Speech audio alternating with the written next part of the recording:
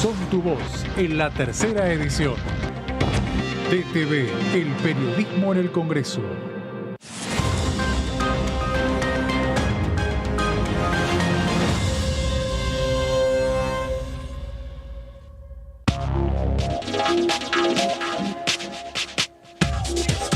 DTV es información, diálogo, análisis. DTV es federalismo, libertad de expresión, pluralidad de voces. DTV es todo lo que en democracia un país debe ser. DTV es tu voz en el Congreso. Este 2023, seguí eligiéndonos. DTV, el periodismo en el Congreso.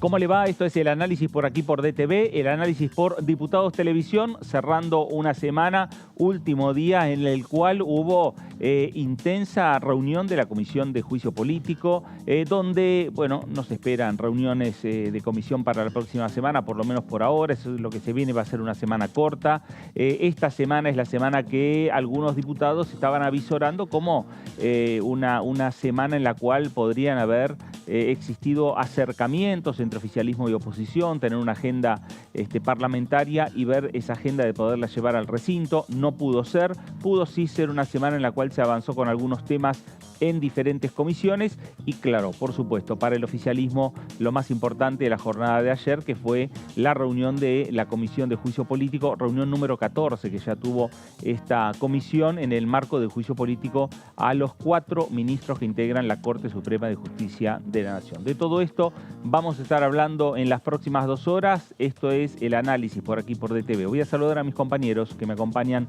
en la jornada de hoy. Señor Fabián Waldman, ¿cómo le va? ¿Qué dice, señor Fraquelli? Muy buenas bien. tardes para Buenas usted. tardes. Exactamente. Quedó consagrado el día de ayer como el día del artículo 18 de la Constitución Nacional, me parece, ¿eh?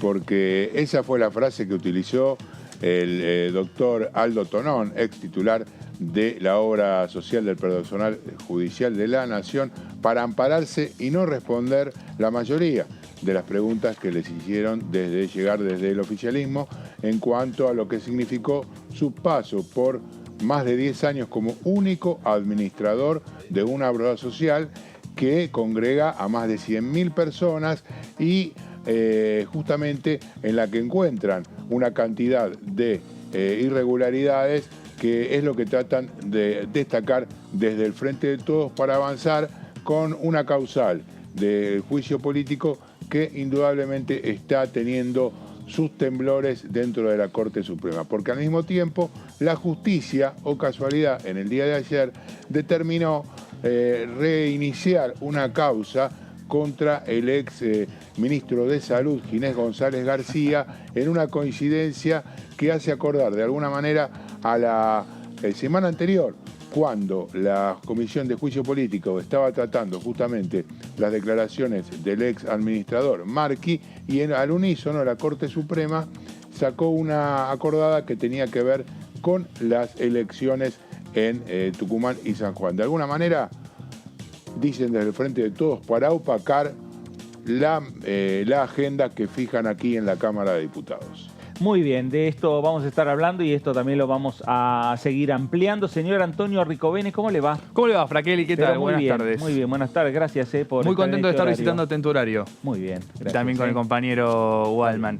Sí, el artículo 18 tomó protagonismo ayer en el Día de la Escarapela, Sí, justamente. exactamente. Pero también lo que tomó protagonismo fue el juicio político en la presentación que hizo Cristina Fernández de Kirchner ayer en C5N, una de las entrevistas que tuvo impacto político en todo el país, donde también, bueno, mencionó lo que venían siendo el manejo de las obras, de la obra social del Poder Judicial de la Nación, a partir de lo que se expuso en la jornada de ayer. Y una jornada también no solamente marcada por el artículo 18, sino también marcada por un mensaje que dejó el juez federal Ariel Lijo, no solamente autorizando a Tonón a presentarse, sino más bien casi incitándolo, dándole el pie para que se presente, terminando con las excusas que venía presentando el médico director de esta obra social, sino también que muestra que para el Poder Judicial hay un acto formal, público, que demuestra que para este Poder Judicial es válido el juicio político que se está llevando adelante en la Cámara de Diputados, algo que muchos de los legisladores del Frente de Todos ayer lo destacaban por ese lado y también diciendo, bueno, listo, ya está, ahora nadie más se puede hacer el sonso y van a tener que venir a declarar. Bueno, es una herramienta lógica que tiene la democracia, una herramienta que tiene la Constitución Nacional y que tiene el Congreso, por supuesto, que es el juicio político por mal desempeño, por supuestas causales de mal desempeño y el ámbito donde se tiene que analizar o investigar desde el punto de vista político que tiene la democracia es la Comisión de Juicio Político del Congreso Nacional. Es una comisión importante que tiene este Congreso, es una facultad que tienen los legisladores de iniciar un juicio político cuando ellos entienden que hay causales y a partir de ese entendimiento empieza toda una investigación. Después se verá si el resultado es positivo, es negativo, pero lo cierto es que estamos en ese proceso y me parece que lo que marcó Lijo también, que la justicia está a derecho. Respecto sí, allí también hay para marcar el final de la reunión de la comisión, un par de cuestiones. Una ligada justamente a lo que a lo largo de su exposición o su respuesta dijo Aldo Tonón, esta mención al artículo 18 de la Constitución que le permite en principio no incriminarse, pero allí el diputado oficialista Rodolfo Tailade dijo que iban a examinar las respuestas que había brindado y la negativa a contestar las preguntas porque entiende que puede haber algún tipo de mentira o de alguna manera excusaciones que no están de acuerdo a la ley. Inclusive, Tailade dijo, allá terminando la reunión de la comisión, que le hubiese gustado estar preguntando del lado de Juntos por el Cambio, de la vereda de enfrente, porque allí, cuando le consultó en particular la diputada Graciela Ocaña sobre cuestiones que ellos mismos habían preguntado con anterioridad, a Graciela Ocaña sí le respondió sin ningún tipo de consideración ni de prurito. O sea, inclusive se lo veía cuando decía, me amparo en el artículo 18 de la Constitución Nacional, además de mirar a su abogado Mauricio de Alessandro, que en un momento tuvo que ser callado por la presidenta del cuerpo. Casi un director técnico parecía. Sí.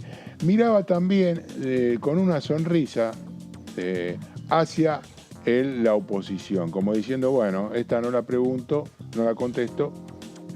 Me parece que ustedes opinan en simultáneo de esa cosa. Alessandro es precandidato lanzado a intendente en San Martín por Juntos por el Cambio, por la Unión Cívica Radical. Digo, el lazo político está claro, estaba expuesto sin duda. Lo raro es que, Tonón haya ido con un abogado cuando tenía que declarar como testigo. No está imputado, ¿no? Casi una confesión de parte parecía. No, y además, digamos, la cuestión ligada a lo que ha sido el desarrollo de las horas que estuvo declarando, en las que efectivamente decía, por ejemplo, tomó tal medida a lo largo para algunas cosas no tenía memoria. O sea, para algunas fechas no podía considerar. Ahora, ¿cuándo se había tomado la licencia? ¿Qué día había empezado? Que fue durante un año. ¿Y qué día había terminado? No tuvo ningún problema en recordarlo. Claro. No, además ganó protagonismo por su permanente rechazo a venir a la comisión. Claro, fue 3 veces invitado. Fue varias veces, porque en su momento también se había generado mucha expectativa o había generado mucho interés en la comisión la presencia, cuando se hizo la citación en su momento, del ex ministro Germán Garabano. Que estaba en una situación también como la de Tonón, que tiene una causa judicial y demás, pero como rápidamente vino al Congreso, me parece como que despejó también esas tensiones que se habían acumulado en su momento para esperarlo en la comisión. En el caso de Tonón fue distinto. Ayer los diputados del Frente de Todos, la llegada de Tonón ponían como un tercer gol que se anotaron. Primero, bueno, el haber empezado el proceso declarando la admisibilidad de las denuncias y avanzando en la reconstrucción de las pruebas. La participación de Garabano, como decías, Fer, recién, la importancia, ¿no?, de que haya venido un ex ministro de Justicia del gobierno de Cambiemos, lo que también muestra que, bueno, para Cambiemos, si bien hoy Garabano no tiene una participación activa en el armado político de Juntos por el Cambio, sí es una forma de demostrar que para un hombre muy importante de lo que fue la justicia en los años de los hechos de los que se está investigando, como es el caso del fallo del 2x1, por ejemplo, bueno, sí avale y sí se presente al juicio político. A diferencia de Tonón, Garabano solamente sortió una de las invitaciones, vino a la segunda vez que fue convocado por cuestiones de agenda que alegó en su momento, y tercero, sí, la llegada de Tonón con la nota del juez Ariel dijo que, como decíamos antes, reduce el marco de posibilidades para que los próximos invitados rechacen la invitación, rechacen la convocatoria a declarar y muestra el aval, esta vez sí, de la justicia del Poder Judicial, de un juez de Comodoro Pi, de un juez con estrechos lazos con el cuarto piso del Palacio de Justicia, donde está el Tribunal de la Corte Suprema, avalando, reconociendo lo que se está llevando adelante.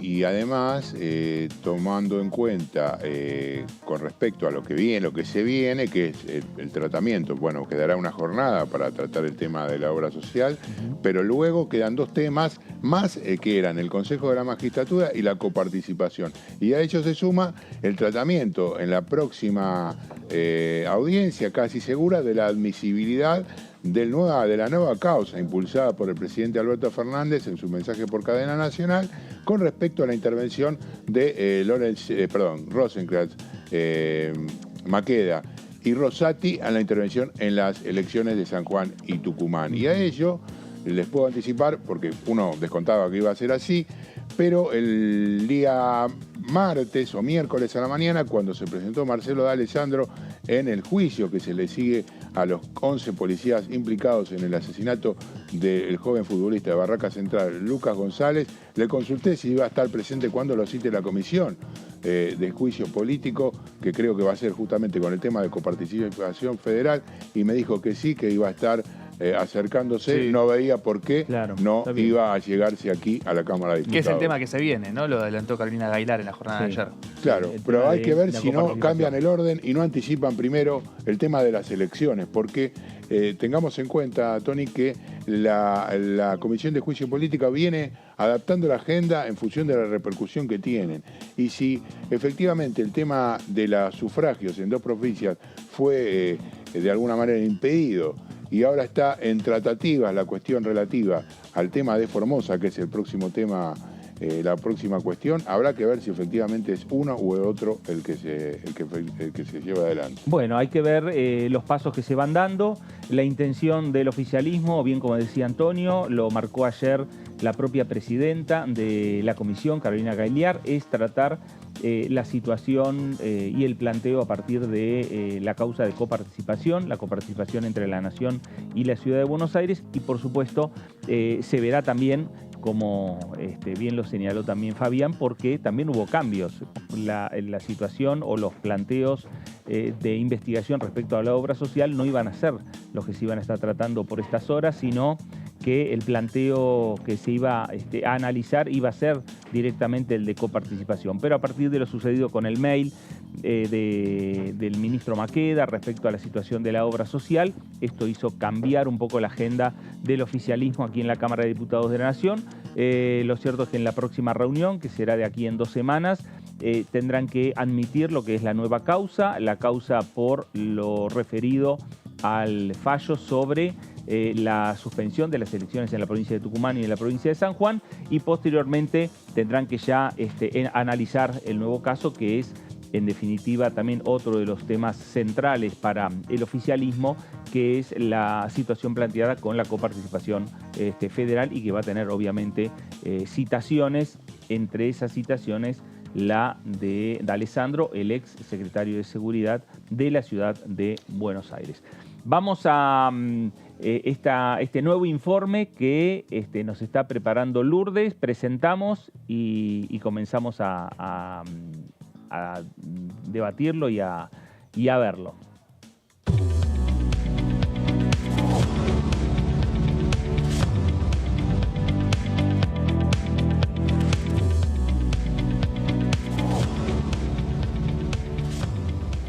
Hola, hola, bueno, ¿cómo les va? Bienvenidos a una nueva edición de Mis Proyectos, esta sección tan importante que se lleva a cabo todos los días viernes y por supuesto saludarlos a ustedes, Fer, Tony, ¿Cómo estamos? Fabián Bien, también. Buen viernes, falta menos para el fin de semana y ya empezamos a hacer un resumen también de lo que fue esta semana con mucha actividad de comisiones. Recién ustedes hablaban de juicio político, pero un día antes estuvo reuniéndose el plenario de comisión entre Legislación del Trabajo, presidida por la diputada Vanessa Siley, y por el otro la Comisión de Mujeres y Diversidad, que es presidido por la diputada Mónica Macha, ambas comisiones para trabajar lo que es este régimen de cuidados, los cuidados en este caso que por ahí no son del todo valorados o que no son tan tenidos en cuenta a la hora de la remuneración, teniendo en cuenta que también, vale la redundancia, cada uno en nuestra vida tuvimos estos cuidados que son necesarios para el mismo crecimiento y desarrollo del ser humano. Entonces, a partir de esto es una propuesta de la diputada Mónica Macha y del diputado Fabio Ketglas. Es un proyecto de ley para crear un sistema integral de cuidados de Argentina, CINCA y licencias parentales. Eso también es algo de lo que ya se viene hablando y mencionando hace rato, pensando en que es un proyecto, y esto traía mucha alegría, que tiene más puntos en común que diferencias, teniendo en cuenta que más de 40 diputados han presentado proyectos similares o con modificaciones o con enriquecimientos. Chicos, perdón, es viernes, hoy estamos un poco complicados con la pronunciación, pero vamos a ponerle lo mejor como siempre. Bueno, en la próxima placa y este proyecto que, bueno, ha sido debatido desde oficialismo y desde la oposición, también de diferentes sectores, ahí lo decíamos el diputado Fabio Ketglas, muy cerca, también analizando y sumándole puntos de debate. Se busca reconocer el derecho de todas las personas a recibir y brindar cuidados, así como también el derecho al autocuidado, ¿no? Esto es necesario regular también las leyes laborales en función de armonizar la vida privada con la vida productiva, ¿no? Hay veces que la vida de las mujeres para maternar o para gestar o mujeres o cuerpos gestantes, vamos a decirlo así, lo mismo los hombres para poder cuidar. Como ustedes saben, las mujeres tienen 90 días una vez que, en este caso, son madres, y por el otro lado los hombres solamente tienen 2 días. Es el número más bajo que hay en toda la región en cuanto a licencias parentales. Por lo tanto, lo que se pide es que se pueda prolongar para 126 hacia las mujeres, de 90 a 126, y de los hombres de 2 días a 90 días. Es uno de los proyectos que al menos se unifican en esto. Puntualmente lo que dice la próxima placa, que ahí la vamos a estar viendo, que en nuestro país, en Argentina, la licencia por maternidad, esto que les decía, es de 90 días, casi 13 semanas, la de paternidad es de tan solo 2, y el proyecto prevé que la licencia por maternidad pase a 126 y la licencia por paternidad pase de ser solo a 90 días, de Lourdes, 2 a 90. Lourdes, esto va a dejar de lado las diferencias que hacen en general en las empresas prácticamente en cuanto a lo que significa tener un hijo en una pareja, porque una de las justificaciones que generalmente hacen es la maternidad para las mujeres y los 90 días de licencia.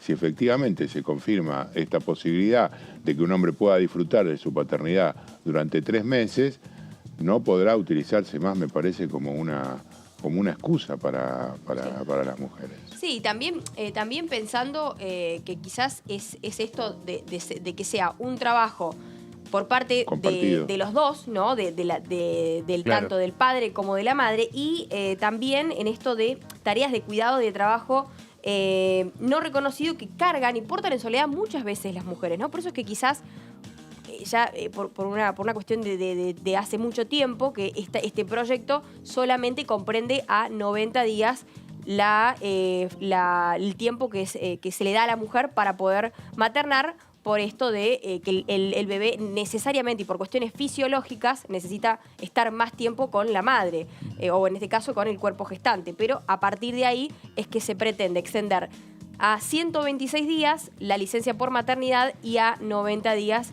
en este caso, la licencia por maternidad. Y otro punto también del que no me quiero olvidar es que se debe exigir, uno de los puntos de los proyectos también que se han enriquecido y que se han sumado, que son cerca de 40, 35 para ser exactos, tiene que ver con poder establecer en las instituciones, en las empresas, en cada uno de los lugares de trabajo, espacios de cuidado, ¿sí? Como si fuera espacios maternales o guarderías infantiles, para que también cada uno de los trabajadores y trabajadoras pueda llevar a su hijo o a su hija según corresponda, y de esa manera estar más tranquilo, de tener la facilidad de que ahí está siendo cuidado como corresponde, ¿no? Mientras, bueno, ya empiezan los primeros días fuera de lo que son las licencias en sí. Hay más de 50 proyectos de licencias y trabajadores registrados. Esto es lo que va a hacer la semana que viene, que lo comentábamos el otro día en el móvil, que se van a estar juntando los asesores para poder unir los puntos de tantos proyectos y que eso también obviamente pone muy contentos a los diferentes miembros de estas dos comisiones, porque quiere decir que hay una intención de poder finalmente modificar, que también termina afectando esto que les decíamos, ¿no? La vida productiva de cada persona. Lo mismo también la necesidad que se ha planteado también en la comisión de discutir lo que son licencias para las parejas que adoptan. Exacto. Por adopción. Domiciliarias y también, por supuesto, exactamente. Cada una de las modalidades de cuidado, en este caso, porque son parentales también, monoparentales. ¿Qué pasa con esto que decíamos, ¿no? Parejas que deciden adoptar.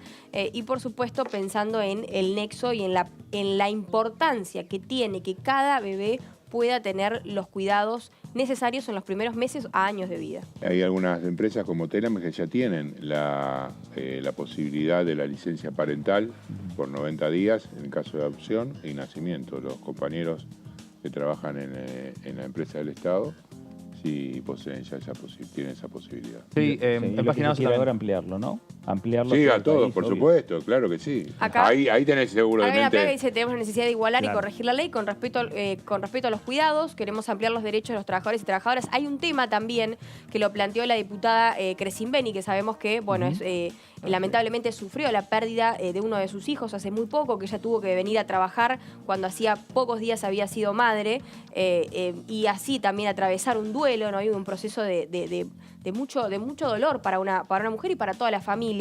Entonces, ella planteaba que desde 15 días antes del parto pudieran también tomarse, que pudieran considerarse estas licencias. Y respecto a las licencias por muerte perinatal, que la diputada, como les reitero, sufrió el año pasado, lamentablemente, es evidente que días no sirven para ningún duelo, no tiene sentido si uno quiere que esa persona vuelva a trabajar y trabajar en comunidades. Por eso que, bueno, respetar también en el caso de madres o padres que atraviesan una situación de duelo, bueno, que se haga una situación particular, en este caso, y una modificación pertinente para también que tengan las licencias que corresponden. Una iniciativa que fue presentada por el Gobierno Nacional el año pasado, a principios de año, y por cuestiones, bueno, de complicaciones políticas, vamos a decir, no avanzó.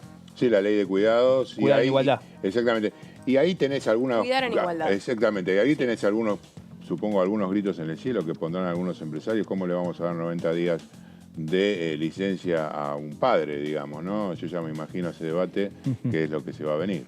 Claro, y bueno, sí, son las discusiones y para eso está el trabajo fino que van a tener que hacer, bien como dice Lourdes, los diputados. Sí, y los asesores primero, claro. Y después los propios diputados y las diputadas. Sí, hay muchos puntos para trabajar, bueno, empezando de las mismas diferencias, de lo que implica la maternidad y la dependencia, esto que decíamos, fisiológica de un bebé, a también necesitar estar con el padre y también, bueno, en este caso las situaciones donde hay parejas monoparentales, donde hay en realidad una crianza monoparental, y en este caso también de aquellas parejas que adoptan.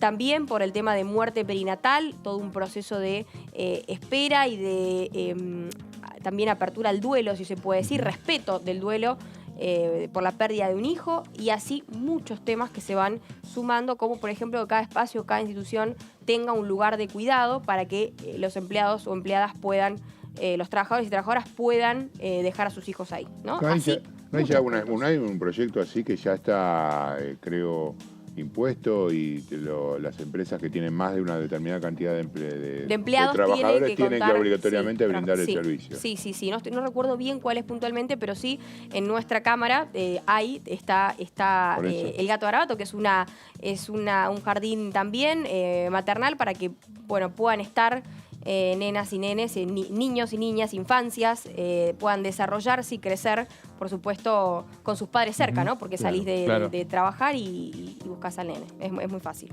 Lourdes, gracias. Un placer.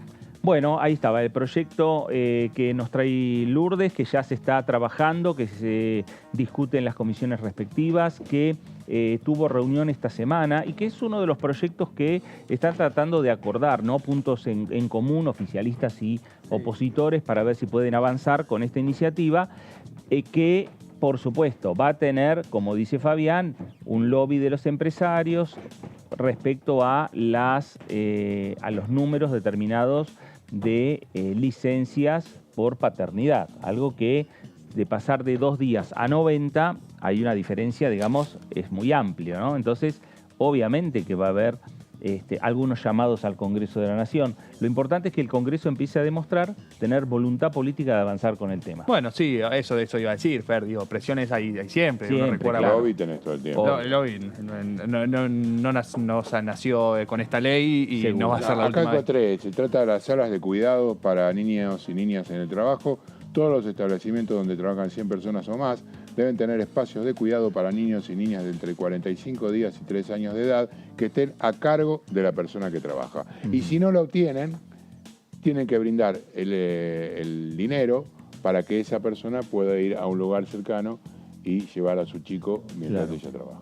Bueno, está bien, eso ya está regulado y legislado. Exactamente. Exactamente.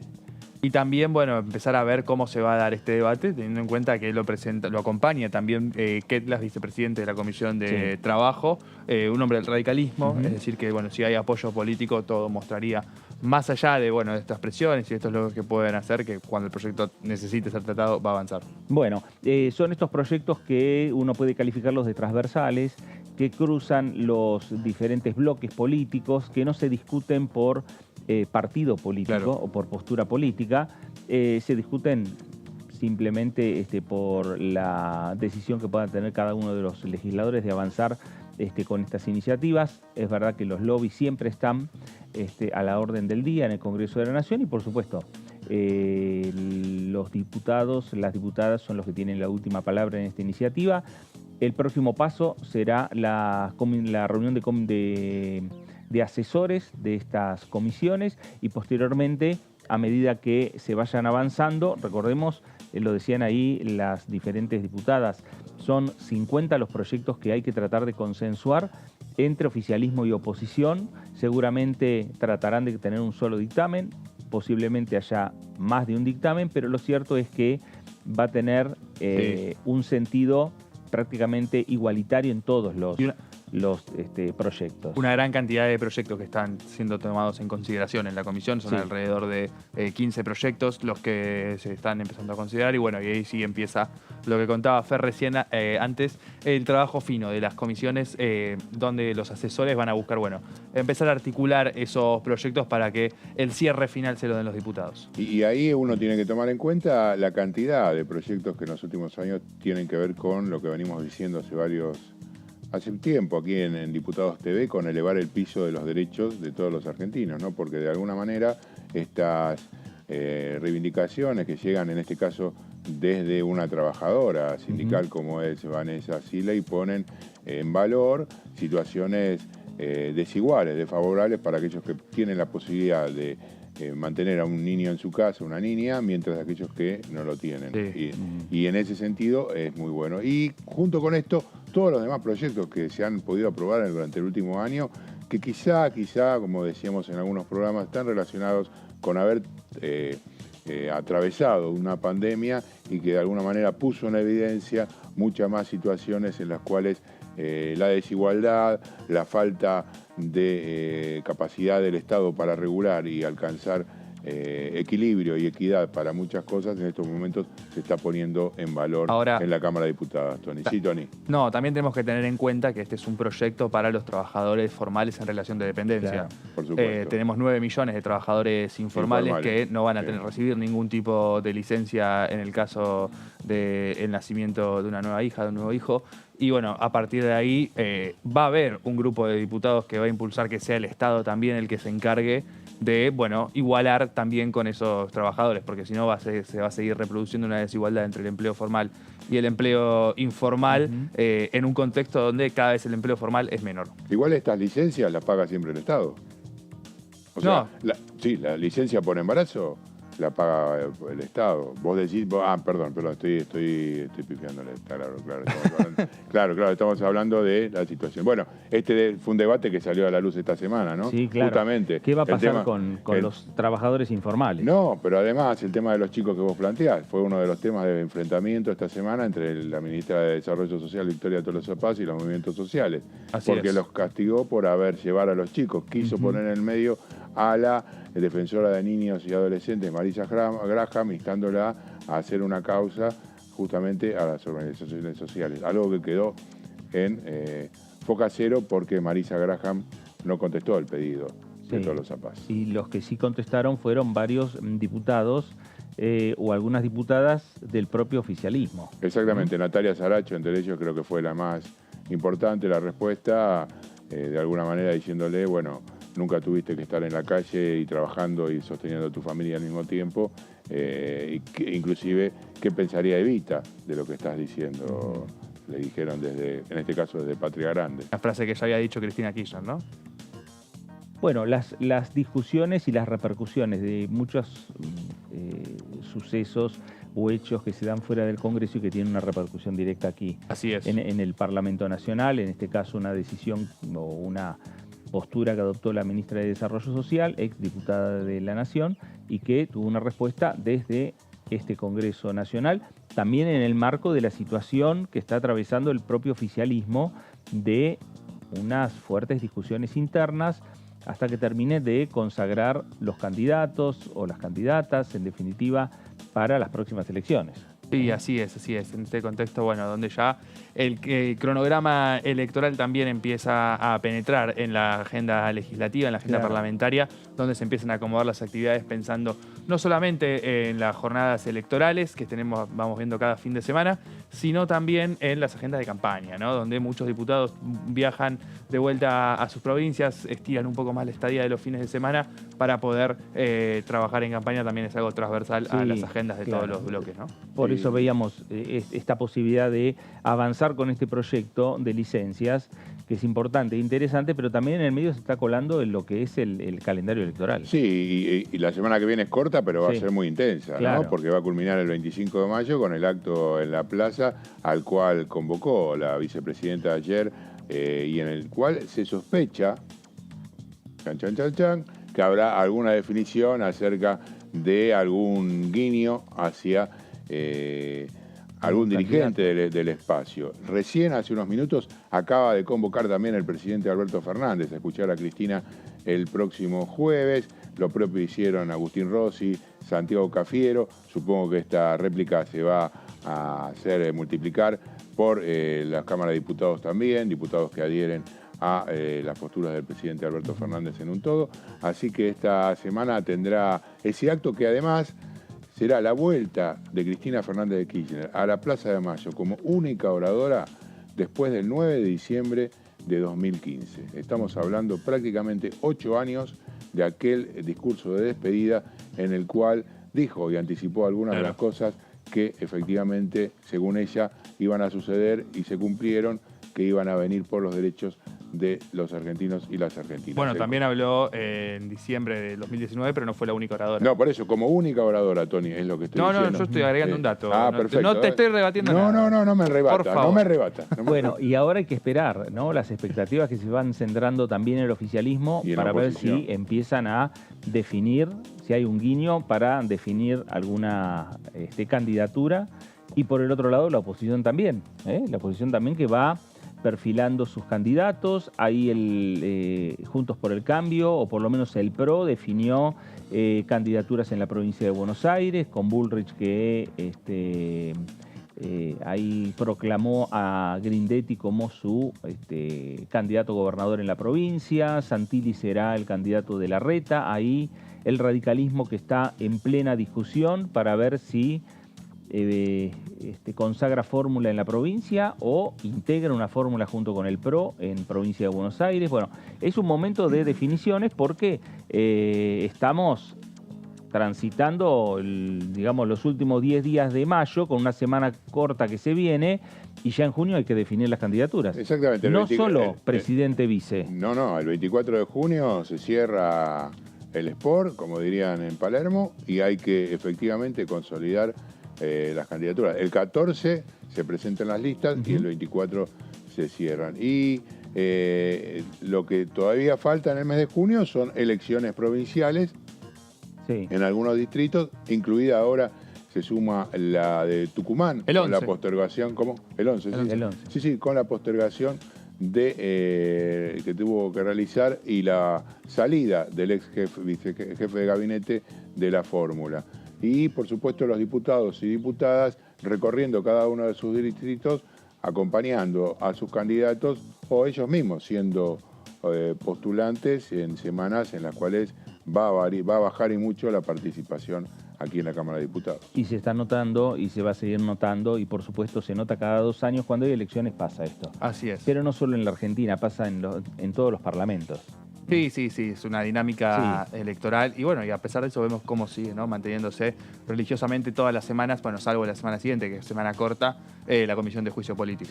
Que también es algo que complica un poco, que fue lo que planteó ayer en el cierre de la jornada el diputado opositor Juan López de la Coalición Cívica, cuando Carolina Aguilar quiso plantear como un cuarto intermedio y continuar la jornada de la semana que viene, porque entienden que a muchos de los diputados se les complica llegar el martes, por eso también dijo que la hacen a las 13 y no más temprano, para que tengan todo el lunes y la mañana del martes para llegar a la ciudad de Buenos Aires. Bueno, la reunión de Comisión de Juicio Político que va a continuar, una nueva reunión, como decíamos anteriormente. Que el oficialismo va a tener que juntar el quórum, ¿no? Al ser una nueva reunión. Sí, además el detalle ese, cómo empezó ayer la comisión a trabajar, ¿no?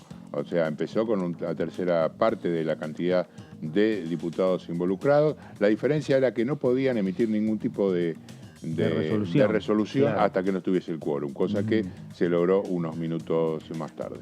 Claro. Bueno, temas centrales para el oficialismo, ya lo está demostrando. El tema central es el juicio político a la Corte Suprema de Justicia y paralelamente ver la posibilidad de avanzar con otros proyectos, como se avanzó esta semana en economías regionales y otras, o en la Comisión de Salud, con diferentes iniciativas que tienen los diputados y las diputadas nacionales para este año, con particularidades, porque es un año, repetimos, con calendario electoral en diferentes provincias, ya se han realizado en varias y se esperan también las elecciones en provincias en el mes de junio, y lo que se espera también es la presentación de candidatos formales o precandidatos ya formales para todo el país, para las elecciones nacionales, las PASO de agosto, y que posteriormente serán los candidatos para las elecciones generales de octubre.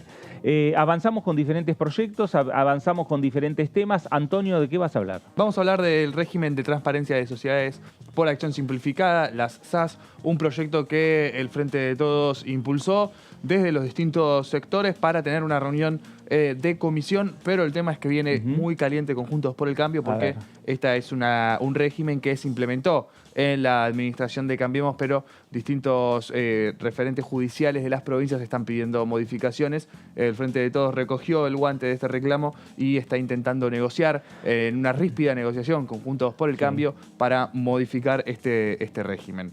La última reunión fue a fines de abril en la Comisión de Legislación General. Allí estuvo el presidente de la Corte Suprema de Santa Fe, Daniel Herbeta, el titular de la Fiscalía 2 de esa misma provincia, el señor Walter Rodríguez, y las autoridades de la FIP, de la Unión de Información Financiera y de la IGJ, contando cómo estas sociedades muchas veces sirven como, bueno, un contratelón, una forma de esconder asociaciones ilícitas, muchas de ellas vinculadas con el narcotráfico. Claro, porque es muy simple generar una... Es una forma de generar una sociedad anónima simplificada. Así es, donde se puede ingresar dinero y no hay bueno, aclarar de dónde viene, de dónde ingresan esos fondos, y muchas veces son fondos de narcotráfico. Así se demostró en una de las etapas del juicio contra la banda narco de Los Monos de Santa Fe, Rosario. Además no tienen que presentar balance. Tampoco, claro. No tienen que presentar ninguna firma de un contable para...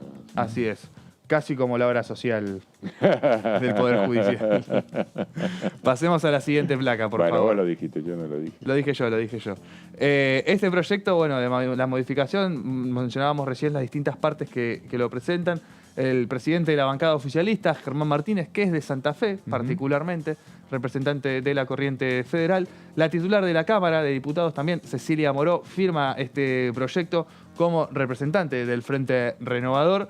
Y la secretaria parlamentaria del bloque del Frente de Todos, Paula Penaca, de la Cámpora, es decir, mostramos las tres patas que tiene el Frente de Todos en el bloque oficialista de la Cámara de Diputados. Bueno, presentaron este proyecto que lo que busca es transparentar la opacidad del marco jurídico en el que se desarrollan las denominadas SAS, las sociedades de acción simplificadas, que constituyen un tipo societario novedoso en la legislación argentina. Decimos novedoso porque se implementó en 2017 con el gobierno de Cambiemos. Claro.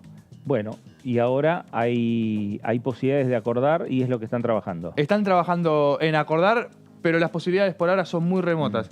Pero lo traemos acá porque es un proyecto muy esperado por las provincias y un proyecto que impulsa fuerte el Frente de Todos en un contexto, a ver, va a ser muy difícil que avance por la tensión que genera este tipo de sociedades y también por lo que, bueno, hay otra agenda también que viene tomando vuelo, pero empieza a tomar peso este proyecto, que apunta a fortalecer el marco normativo de las sociedades por acción simplificadas, otorgándoles jerarquías que surge de la fiscalización estatal, es decir, que pueda ser el Estado el que controle un poco más cómo se llevan a cabo, apuntando a la seguridad jurídica de socios, contratantes, contribuyentes y también combatiendo la utilización corrompida de figuras jurídicas que terminan canalizando fines ilícitos no deseados, ¿no? Lo que planteábamos un poco como muchas veces estas sociedades son utilizadas por bandas delictivas para blanquear dinero en algún punto. Claro.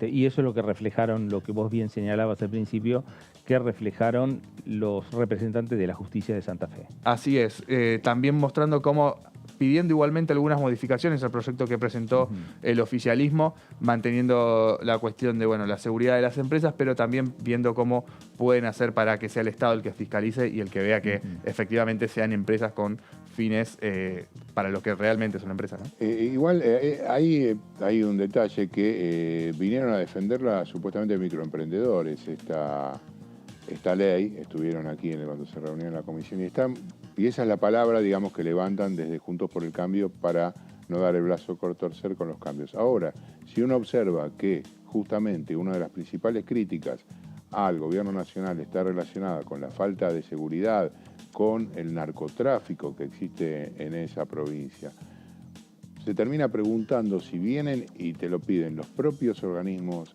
de investigación de esa provincia y te dicen que esas sociedades, ese conjunto armado de personas que han creado más de una sociedad, que cuando una cae crean otras, son para fugar dinero. ¿Cómo se puede explicar, Antonio, que efectivamente no apoyen esos cambios? Bueno, la explicación que da Juntos por el Cambio es al narco hay que combatirlo por otro lado. No es complicándole la vida. Pero si le sacás el dinero no tienen más forma de seguir laburando, digamos. Bueno, ahí está el eje del debate, ¿no? Así como atacar al narcotráfico, ¿sí? Con la violencia y deteniéndolos y pensando que va a terminar ahí. Digo, eso también se comprobó cuando vimos cómo los monos también organizaban el narcotráfico desde las cárceles también, ¿no? Porque tenían toda una estructura armada que lo sostenía para eso.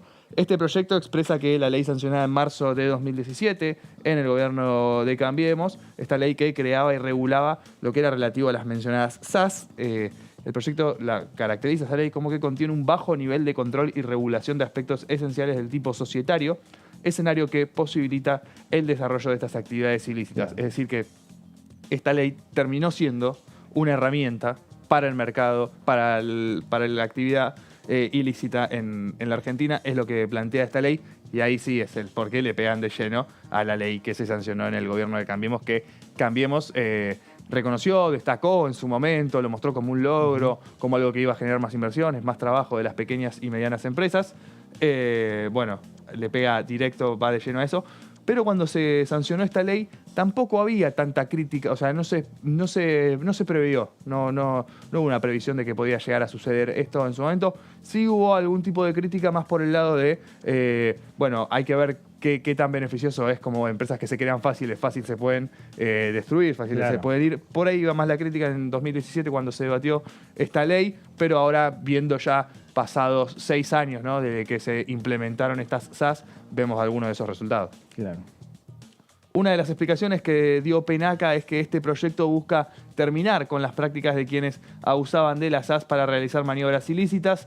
El objetivo es encauzar la herramienta para que efectivamente sirva como un vehículo para que las y los emprendedores puedan realizar sus proyectos. Importante definición esta de Penaca porque muestra que lo que quieren atacar no es la posibilidad de generar empresas, de generar producción, trabajo y empleo, sino efectivamente de darle mayores garantías a esos emprendedores, pero correr el marco de posibilidades de que sean utilizadas como una herramienta para fines ilícitos. Claro, controlar más en definitiva, Sí, ¿no? sí. Y no dejar de lado a los emprendedores. Sí.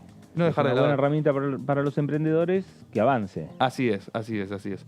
Tenemos para pasar a la siguiente placa.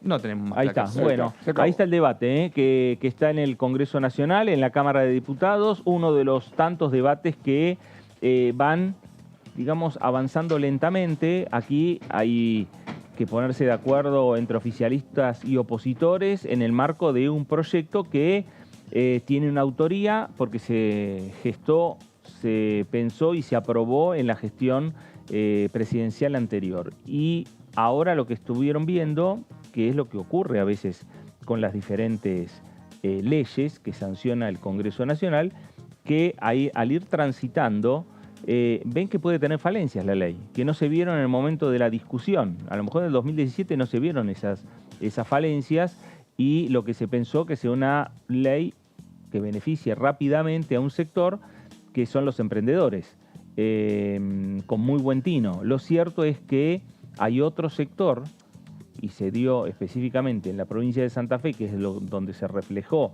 aquí en el Congreso Nacional. Hay un sector vinculado con asociaciones ilícitas, con todo un mercado ilícito de estupefacientes, de drogas, y que la estaban utilizando para eso. Sí, sí, sí. Y Fue entonces, básicamente el planteo de la justicia. ahí es donde estarán poniéndose de acuerdo, tratarán de acercar posiciones respecto a mantener digamos, el espíritu de la ley que se sancionó para Juntos por el Cambio, la ley que se sancionó en el 2017, y veremos cómo se puede actualizar en el reclamo que hoy, 2023, están haciendo los jueces de la provincia de Santa Fe, o jueces federales, respecto principalmente a este tema, donde sea una ley que siga beneficiando a los emprendedores, pero que no le deje una puerta abierta al narcotráfico para que haga lo que quiera. Ahí va a estar el punto, ¿no? Claro. Ahí está el eje de la discusión y ahí es donde están trabajando ahora los asesores para intentar llegar a un acuerdo, si es que lo llegan. Claro, hay que ver si es que lo llegan, ese es el tema. Sí, ahí la discusión de fondo, como decía efectivamente Tony, me parece que trasciende y se mete de lleno en la política. ¿Cuál es el método efectivo para combatir el narcotráfico? Y no tiene que ver solamente con la política nacional, a pesar de que en otros países uno está acostumbrado a verlo en las series de televisión, ¿no? Más allá o más acá de que sean reales, el desfinanciamiento. La imposibilidad que puedan acceder a dinero fresco, que además la característica que tienen justamente de los billetes que juntan es que son de baja denominación, independientemente de que ahora para transportar, no sé, 100.000 pesos, necesitas mucho y es muy fácil acceder, digamos, llegar a esa cifra porque uno sabe que las cosas han aumentado tanto de valor que se requieren billetes de una denominación mayor, pero sí lo que sucede es que justamente la cantidad de mano de obra que está ligada al narcotráfico en ciudades como Rosario, que es una salida laboral lamentablemente para muchos jóvenes, les permite acumular grande cantidad de dinero en muy poco lapso, y si no enfocás, no dirigís la mirada hacia allí, las posibilidades de parar, de frenar, que se sigan propagando son muy escasas. Claro, exactamente. Bueno, el narcotráfico, y acá se dijo en este Congreso, desde distintas aristas tienen que, el Estado lo tiene que tratar de combatir, más allá desde lo que puedan hacerse desde las fuerzas de seguridad nacionales, provinciales. Está también la situación desde el punto de vista de lo que tiene que ver con las finanzas, obviamente. Y ahí es donde el Estado tiene que prestarle mucha atención y tener un mayor control, y que me parece que en esto es el camino que quiere recorrer esta modificación a la ley de sociedades anónimas simplificadas, ¿no? Que en acciones simplificadas. Acciones simplificadas, ¿no? Que en definitiva es lo que presentó el proyecto que lleva la firma de Germán Martínez, de Cecilia Moró y de la diputada Paula Penaca, que están en el momento de discusiones de asesores y también de los propios diputados y las propias diputadas de la Nación.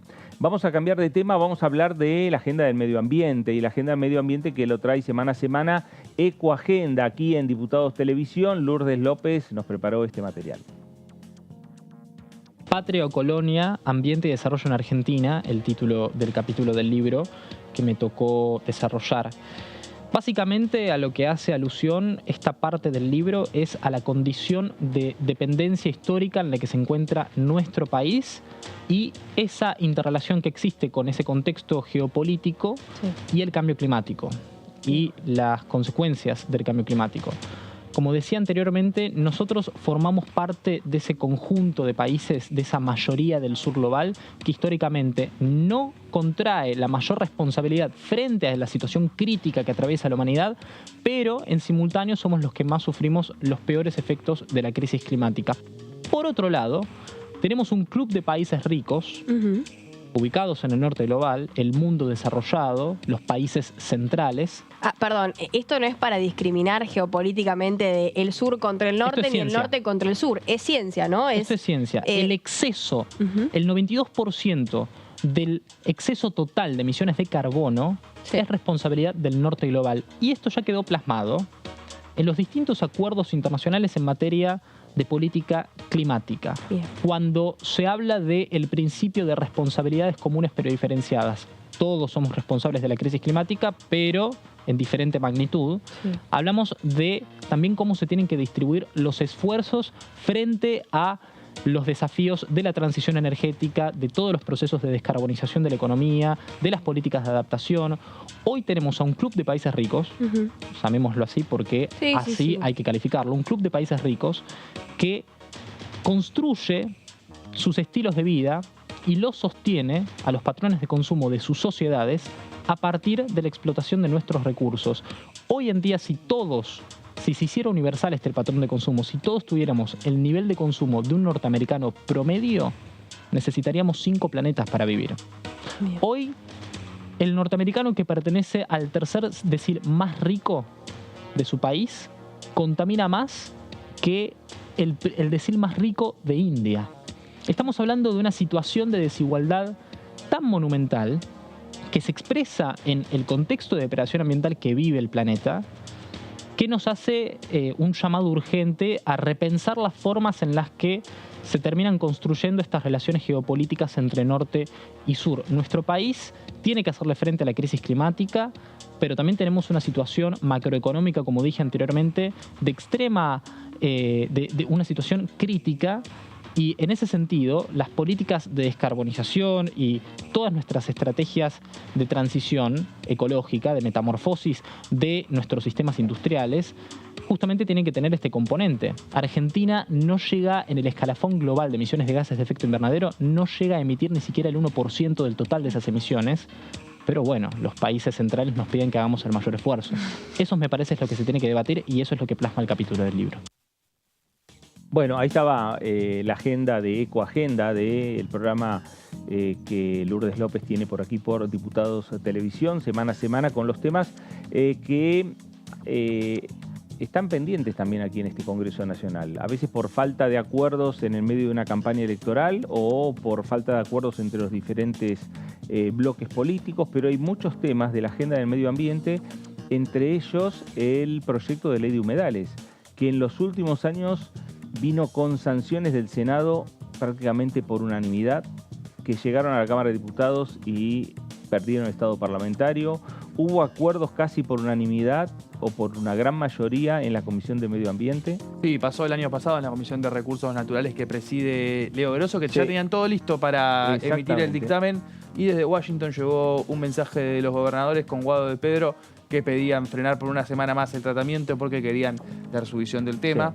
Sí. Ya pasó la semana. Ya pasó esa semana, finalmente quedó dilatada la iniciativa y seguimos sin ley de humedales, que fue una de las promesas de campaña del Frente de Todos en la elección de 2021. Así es, así es. Bueno, y que seguramente será un tema de campaña de este. Sí, creo que sí 2023. que va a ser un tema de campaña, efectivamente, este tema de los humedales con otras cuestiones ligadas justamente al tema ambiental. Bueno, acabo de mandar al Senado de la Nación el proyecto de energía verde, Así es. el ministro Sergio Massa, y alrededor de toda la generación de nuevas posibilidades de desarrollo energético en el país.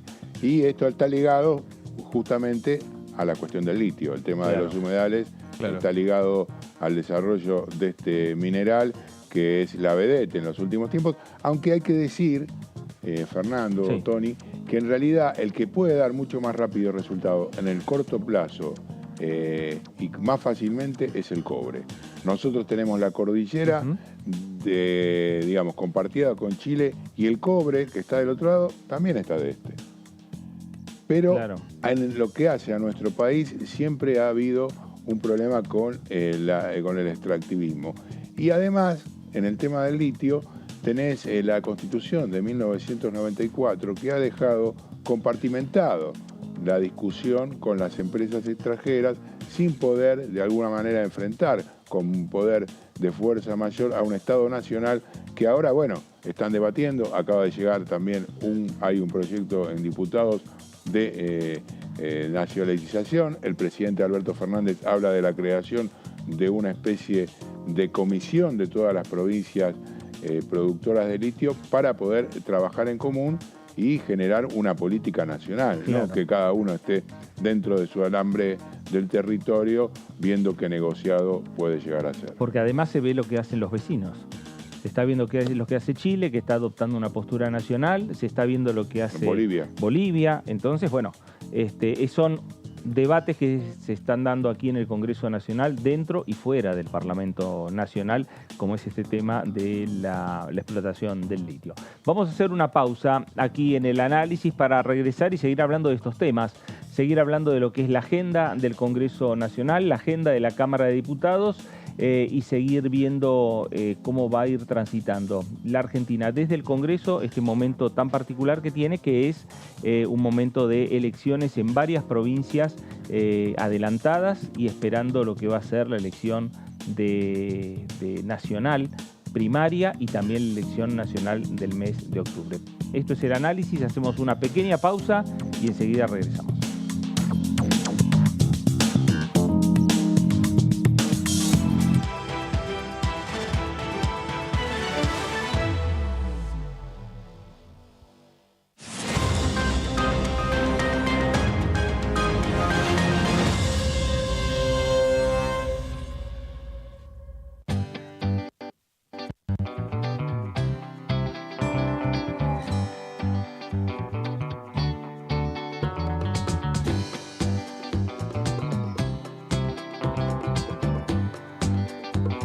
Para hacer visible y formalizar el trabajo en casas particulares, creamos el programa Registradas, generando empleo digno y de calidad. Inscribiendo a una trabajadora de casas particulares, formalizás un puesto de trabajo y asegurás que acceda a todos sus derechos. A través del programa Registradas, durante los primeros 6 meses, el Estado cubre el 50% del sueldo de las nuevas trabajadoras. Una herramienta para visibilizar, formalizar y reconocer el trabajo del personal de casas particulares. Argentina Presidencia. Hola, hola, ¿cómo va? Aquí estamos, en entrevistas. Sí, yo cuando fui a Paraná a estudiar en la facultad, empecé a militar más fuertemente. Fui primero secretario del centro estudiante, después presidente del centro estudiantes. O sea que yo tenía 19, 20 años y me paraba en una asamblea de 800, 1000 alumnos arriba en un escritorio. Epa, y de ahí tenía que hablar. Y después fui consejero directivo, estudiante, y consejero superior de la UNER, la Universidad Nacional de Entre Ríos. Era deportista. Pero soñabas algo más. Sí, claro. Lo que pasa es que de chiquito jugaba bien al básquet. ¿Y qué pasó? ¿Y qué pasa? Vivía en Tala, que era un lugar donde se jugaba mucho al básquet. Claro. Cuando fui a Masia no jugaba nadie. Entonces tuve que dedicarme a jugar al fútbol. DTV Entrevistas. viernes 23 horas. Continúa abierto el registro de acceso para los subsidios a la energía. Ahí podrás realizar la solicitud para acceder a los subsidios de gas y electricidad. Ingresá a www.argentina.gov.ar/subsidios y completa el formulario de inscripción. Acordate de tener las facturas a mano, ya que se te van a solicitar datos de medidor y número de usuario. No hace falta que el servicio esté a tu nombre. Con la segmentación energética, construimos un sistema energético más justo y sustentable y seguimos acompañando a quienes más lo necesitan. Secretaría de Energía, Ministerio de Economía, Argentina Presidencia. Hola, bienvenidos a una nueva jornada del resumen de noticias parlamentarias. Y nosotros vamos a meternos a escuchar la palabra de los distintos legisladores que pertenecen aquí a la Cámara de Diputados de la Nación Argentina, en este caso el diputado Alejandro Rodríguez, que hablaba respecto de los temas de una posible sesión. Vamos a ver qué decía. Fue presentado un proyecto de ley que propone modificar el Código Penal y tipificar hechos como aportación ilegal de armas de policías y la alteración de escenas del crimen cometidos por miembros de fuerzas de seguridad, policiales o penitenciarias. DTV, el resumen, de lunes a viernes.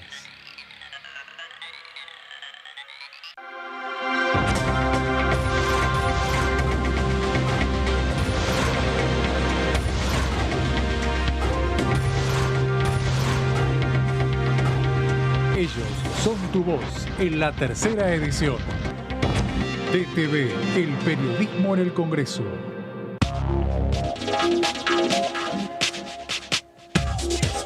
DTV es información, diálogo, análisis. DTV es federalismo, pluralidad de voces, libertad de expresión. DTV es todo lo que un país en democracia tiene que ser. DTV es tu voz en el Congreso. Este 2023, seguí eligiéndonos. DTV, el periodismo en el Congreso.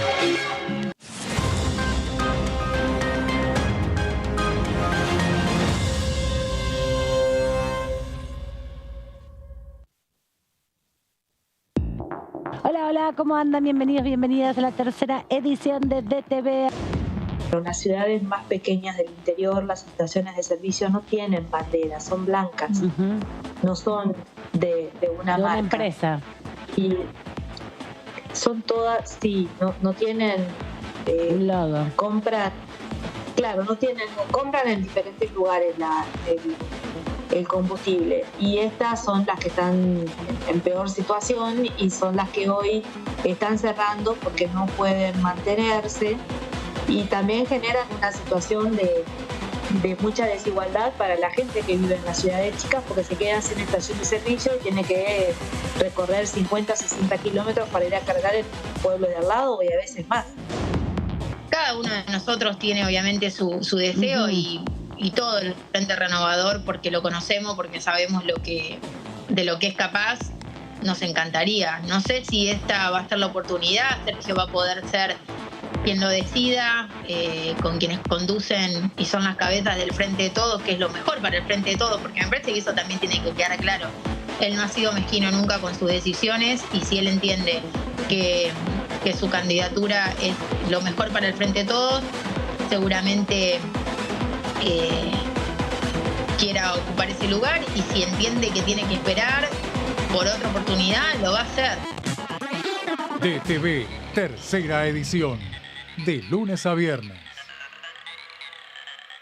Ampliamos las asignaciones familiares. A partir de marzo, igualamos el tope de ingresos para percibir las asignaciones con el piso del impuesto a las ganancias. De este modo, incluimos a 900.000 niños, niñas y adolescentes al sistema de asignaciones, poniendo en valor el trabajo de más de 600.000 familias trabajadoras.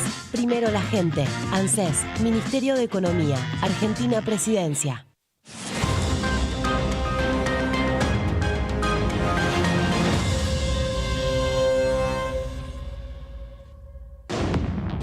Hola, hola, ¿cómo va? Aquí estamos, en entrevistas. Sí, yo cuando fui a Paraná a estudiar en la facultad, empecé a militar más fuertemente. Fui primero secretario en el centro estudiante, después presidente del centro estudiantes. O sea que yo tenía 19, 20 años y me paraba en una asamblea de 800, 1000 alumnos arriba en un escritorio. Y ahí tenía que hablar. Y después fui consejero directivo, estudiante, y consejero superior de la UNER, la Universidad Nacional de Entre Ríos. Era deportista. Pero soñabas algo más. Sí, claro. Lo que pasa es que de chiquito jugaba bien al básquet. ¿Y qué pasó? ¿Y qué pasa? Vivía en Tala, que era un lugar donde se jugaba mucho al básquet. Claro. Cuando fui a Masia no jugaba nadie. Entonces tuve que dedicarme a jugar al fútbol. DTV Entrevistas. Viernes, 23 horas.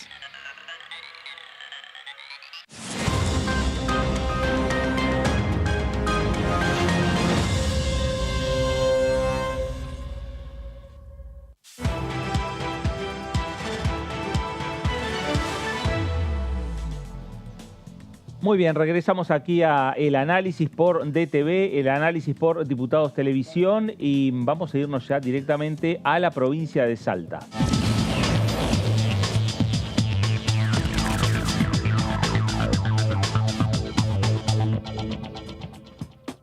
Diputado Carlos Zapata, ¿cómo le va? Fernando Fraquelli saluda. Muy buenas tardes, Fernando. Muchísimas gracias por la invitación a participar en su programa. Bueno, gracias. ¿Dónde está? ¿En un viñedo? ¿Dónde? ¿Tiene un fondo ahí de viñedos? No. ¿Un fondo de...? Esta es una arboleda que hay al ingreso del barrio donde vivo. Ajá. Y si le pongo el fondo que es una pared blanca, estaría muy aburrida la entrevista. Claro. Y formando y siguiendo con mi onda de mostrar las cosas lindas de Salta, le pongo esto en esta oportunidad. Muy bien, porque además Salta tiene muchos lugares muy lindos para destacar, para ver, para mostrar. Bueno, Carlos, ¿cómo fue esta semana, la semana después de lo que fueron las elecciones en la provincia, después de lo que fue en definitiva las campañas políticas y pensando también en aquellos proyectos que todavía están pendientes aquí en el Congreso? Bien, a la semana, digamos, después del resultado de las elecciones empiezan la etapa de análisis, reflexiones, evaluaciones, etcétera. A mí particularmente, por una circunstancia del elevado abstencionismo que hubo en el electorado salteño, ocupa el primer lugar, 34,7 más o menos % del total del padrón, está entre los que no fueron a votar y los que votaron en blanco. Estamos casi a 1,5 salteños de cada 10 que no vaya a votar y gane el abstencionismo, o sea que las autoridades carezcan de legitimidad porque no lo elige la mayoría de los salteños. A partir de ahí, creo que mucho que festejar no hay, si no hay mucho para evaluar. Evidentemente, si se da que más de la tercera parte de los salteños no concurre al acto electoral donde se eligen las autoridades que van de administrar la provincia, hay una falta grave de la política y de los políticos, entre el descreimiento y el pensar que todos son lo mismo y el paso siguiente es el que se vayan todos. Creo que tenemos una cuestión para reflexionar y recalcular. La fuerza política que integramos con Emiliano Estrada, un diputado de Frente de Todos, cerrando la grieta, pensando solo en Salta, junto al partido Salta Independiente, estamos en un empate técnico. En el segundo lugar solo hay 0,7% del padrón de diferencia con Juntos por el Cambio.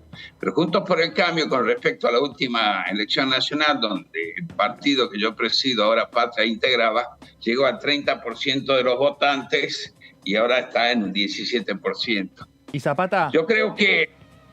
Sí, le escucho. ¿Qué tal? ¿Cómo le va? Acá Antonio Ricovene le pregunta.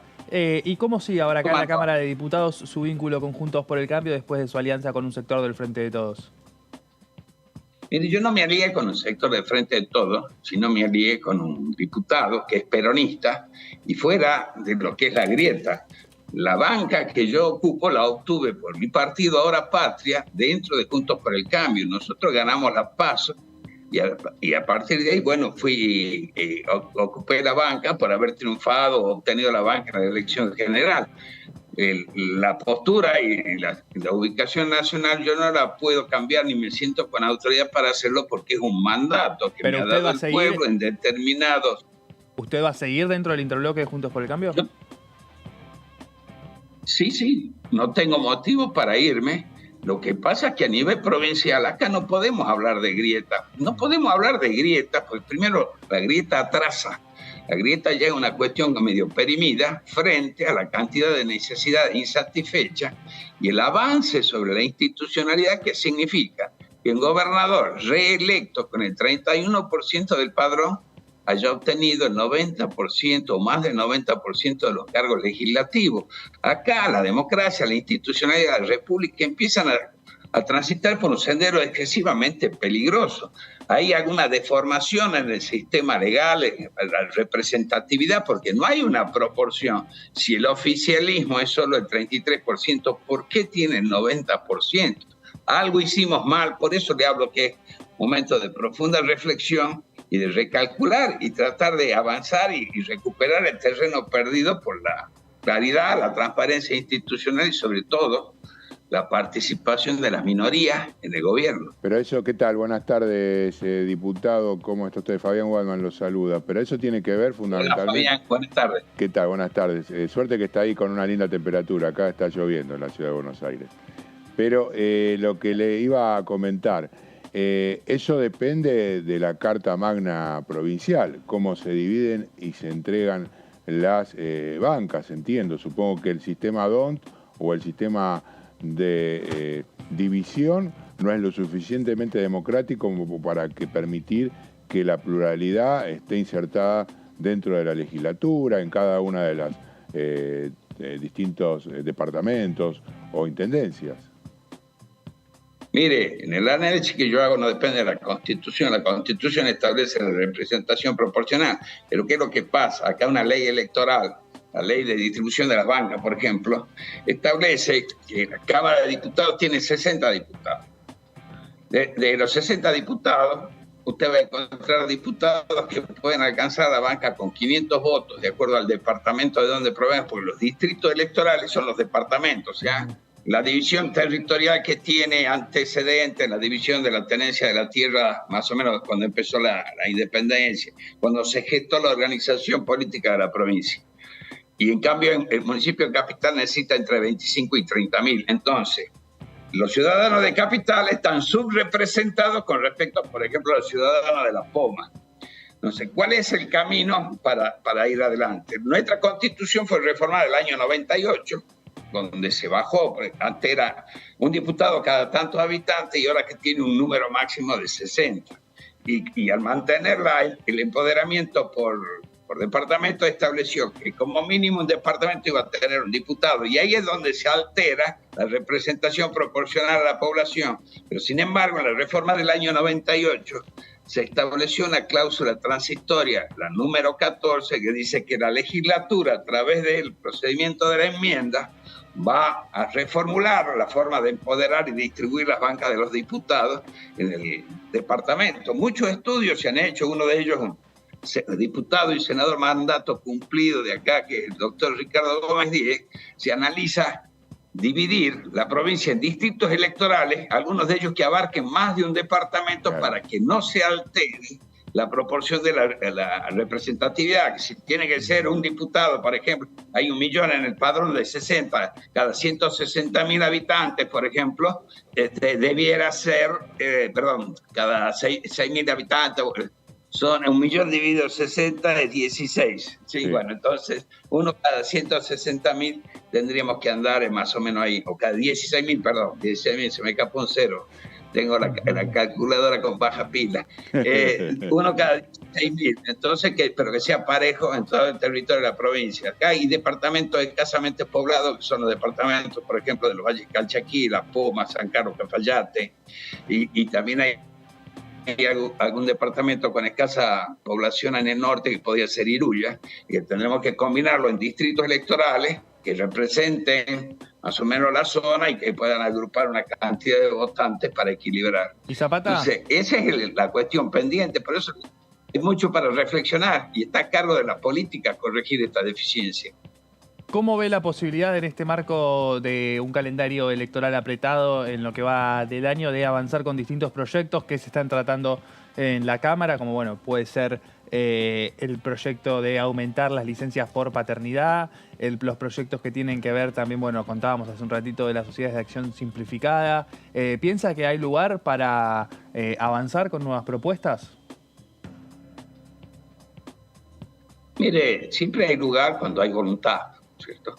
De mi parte, a pesar de estar en campaña electoral, no interrumpí mi labor y mi concurrencia a las reuniones de comisión, salvo una que después no se hizo, porque era una reunión conjunta donde se iba a tratar el proyecto de cultivos orgánicos. Pero más que eso, hay cuestiones que demanda la población. La ley de alquileres es algo importante que tiene que salir. El tema de una licencia por paternidad, sí está bien, queda todo bien, pero estamos cargando un costo adicional a la patronal, costo que en definitiva se traslada al precio de los productos, que significa un ingrediente más. Nosotros tenemos que generar condiciones donde el inversor pueda invertir, pueda ver un horizonte de rentabilidad y de progreso para elegir dar trabajo y generar producción. Está bien todos los logros laborales, me parece bárbaro, pero tenemos que empezar por incentivar la producción. Si no producimos, no va a haber licencia, nadie que goce la licencia, porque realmente no va a haber empleo. A mí me preocupa muchísimo este cono o espiral descendente donde cayó la República Argentina en materia de incentivo o de ser atractivo para la inversión generadora de riqueza.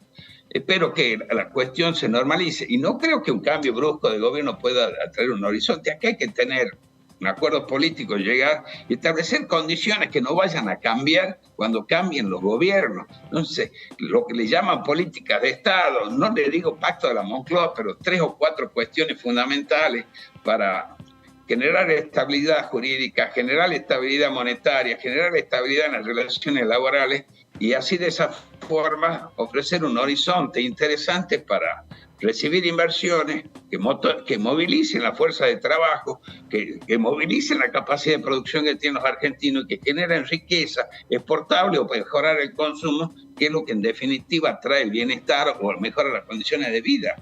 Nosotros, mire, viendo billetes, lo único que traemos es miseria.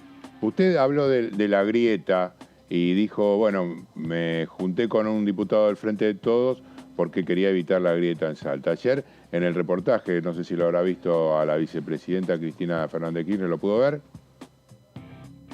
No lo pude ver. Ayer estaba recorriendo el interior de la provincia. Bueno, pero ella lo que hizo alusión es a la necesidad de sostener el pacto democrático que desde su punto de vista está siendo amenazado y que no tiene problema en sentarse a hablar de ello con ningún dirigente de la oposición para que se puedan fijar pautas de convivencia, dentro de las cuales, por supuesto, estará la discusión de un proyecto de país. ¿Usted se sentaría a hablar con sectores con los que ahora, por ejemplo, en la Cámara de Diputados no concuerda o está de alguna manera del otro lado, en el sector izquierdo de la bancada? Sí, yo me veo del sector derecho, le aviso. No, ya lo sé, pero desde el punto, tiene razón. Claro, desde el punto de vista. Tiene que ver. Digo, desde la presidencia. Yo lo miraba de la presidencia, pero bueno. Usted lo ve la presidencia, todo tiene que ver con la posición relativa del observador. Mire, yo jamás en la política he tenido problemas para conversar y buscar consenso. Considero que el trabajo que tenemos los diputados, que formamos parte de un órgano colegiado, donde se tiene que dirimir o establecer las leyes que son de cumplimiento general y que hacen al desarrollo, al progreso, no solo en los derechos individuales, sino también en las condiciones de trabajo y crecimiento del país. Uno sería bastante sonso, para utilizar una palabra suave, si no está dispuesto a conversar o intercambiar ideas. Mire, yo por sentarme a intercambiar ideas no me siento que me van a convencer. Hay que buscar puntos de confluencia. Mire, el hecho de juntarme con el licenciado Emiliano Estrada, lo hicimos en base a los objetivos que planteamos y compartimos para el futuro de Salta. En Salta no hay agua, hay problemas de salud, seguridad y educación, hay problemas de transparencia en el manejo de las cosas públicas, de organización y de eficiencia en el gobierno. Esas cuestiones, ¿no es cierto?, se tienen que resolver y las diferencias que podemos tener o los distintos puntos de vista ante otros problemas no pueden interferir en la solución de estos problemas que son los que necesita en este momento la ciudadanía. Nosotros podemos tener diferencias, pero yo nunca me voy a agarrar a trompada con una persona que piense distinto. Posiblemente yo llegue a un nivel de exacerbación en mi ánimo y en mi conducta solo cuando la cuestión se transforma en algo personal, pero para mí la política no es una cuestión personal, es una cuestión colectiva. Mi deber es buscar puntos de consenso para llevar el país a un mejor lugar, y dentro de mi propuesta está mi óptica de cuál es el camino a seguir para alcanzar el bien común. Otro puede tener otra idea, y del consenso y la búsqueda de acuerdo nosotros podemos construir un punto de encuentro. Pero eso es decir, vos sos de este lado de la grieta y vos sos del otro lado, no vamos a conversar. Mire cómo está la Argentina por no conversar. Y Zapata, ¿cómo ve, qué opina de la interna que tiene el PRO entre Rodríguez Larreta y Patricia Bullrich? ¿Quién le gusta más a ustedes los dos?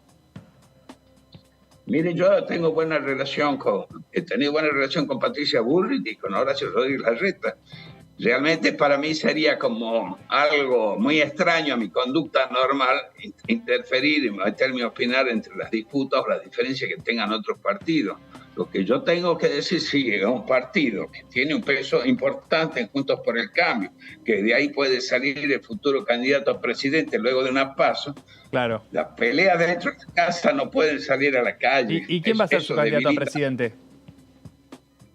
Mi candidato a presidente, mire, tengo que analizar todavía, pero hay que ver qué es lo que se presenta en la oferta. Por ahora son dos precandidaturas, ganas, y en el camino seguro que varios nombres pueden desaparecer por acuerdo, y nos queda un mes más o menos para la presentación de los frentes y unos días más para que se pongan las candidaturas. Cuando estén establecidas, yo no voy a tener ningún problema. Pero ¿para dónde rumbea? ¿Para dónde rumbea? Debe tener el olfato para dónde rumbea. Alguno que le guste más que otro. Mire, no nos escucha nadie. No nos escucha nadie. Sí, tiene razón, no nos escucha nadie. Mire, para mí el candidato ideal sería Alfredo Olmedo, para decir una cosa, ¿no es cierto? ¿Y no está cerca de Javier Milei? ¿Y no está cerca de Javier Milei, Olmedo? Olmedo está cerca de Javier Milei, del partido que yo presido. Fue convocado e integramos Juntos por el Cambio en el 2021. En este caso, si el partido decide apoyar a Javier Milei, yo tengo que ¿cómo le puedo decir? Tengo que desencillar hasta que aclare, porque el compromiso que tengo con la ciudadanía es completar el mandato dentro de la corriente política y de acuerdo a la voluntad del electorado y que me empoderó como diputado. Y en este caso, si nosotros cambiaríamos de rumbo, yo estaría inhibido de actuar, porque por esa misma razón. Yo no puedo traicionar la voluntad del electorado. ¿Y cómo la ve trabajando? ¿Y cómo lo ve trabajando a su colega de Milei? Algunos dicen que no ha traído ningún proyecto a la Cámara, que no participa. Mire, yo lo veo a Milei, yo lo conozco, a mí me lo presentó Alfredo Olmedo para allá por el 2016, 2017. Siempre consideré que lo que veía en televisión era una exacerbación de un estado de ánimo, pero en el trato personal siempre ha sido una persona cordial, amable, inclusive muy reflexiva. El primer encuentro que tuve con él lo fuimos a buscar a su trabajo y fuimos a almorzar y estaba el señor Marangoni en el mismo restaurante y en la sobremesa se reunieron y hubo una especie de contrapunto que hubiese estado bárbaro filmar o tener un registro filmográfico de eso, porque usted tendría que haber visto el grado de la diferencia, la altura que tuvo la discusión y las herramientas que cada uno puso de manifiesto y exteriorizó al momento de justificar sus distintas posiciones. Para mí es una persona académicamente brillante, Javier Milei, que tiene un claro modelo dentro de una estructura de pensamiento y que ofrece determinadas soluciones que muchas veces parecen ser que la gente le interpreta que propone algo que mañana se corta esto y pasado empieza lo otro. ¿Y le gustaría le gustaría que participe dentro de Juntos por el Cambio para estas elecciones? Y sería interesante siempre de participar para ampliar los espacios.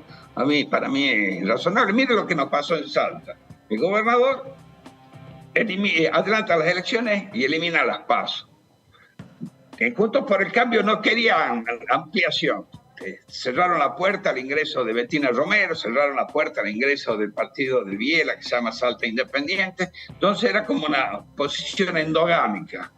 Y yo considero que en ese escenario, donde se eliminan las PASO, que se elimina porque hay cierta debilidad que quien plantea, la oposición tiene que buscar responsablemente aglutinarse para hacer una oferta, para que haya verdaderamente oposición. Pero sin embargo, se ha pretendido la endogamia dentro de Juntos por el Cambio local y mantener los kioscos, y aparte el gobernador, para que la oposición esté más fragmentada, incentivó y hasta financió la presentación de otras listas que no llegaron al 4 o 5%. Pero eso va fragmentando el voto.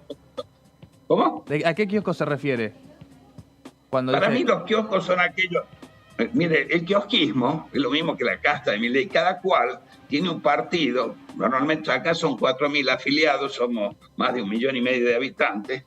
¿Y qué pretende? Mantener esa posición relativa de ser parte mínima del poder, pero que tiene una zona de confort con una concejalía en un departamento, en un municipio, dentro del municipio, algún diputado, y no arriesga, ¿no es cierto?, algo que es superador para la provincia. Entonces, el solo hecho de mantener en competencia chicas sin aglutinar la oposición, usted no está proponiendo ningún cambio, ningún cambio de rumbo. Carlos, al mantenerse con la oposición se es funcional a la continuidad del mal gobierno oficial. Eso, Carlos, esa situación de Juntos por el Cambio que se ha dado en la provincia de Salta, ¿usted piensa que se puede llegar a repetir a nivel en las elecciones nacionales?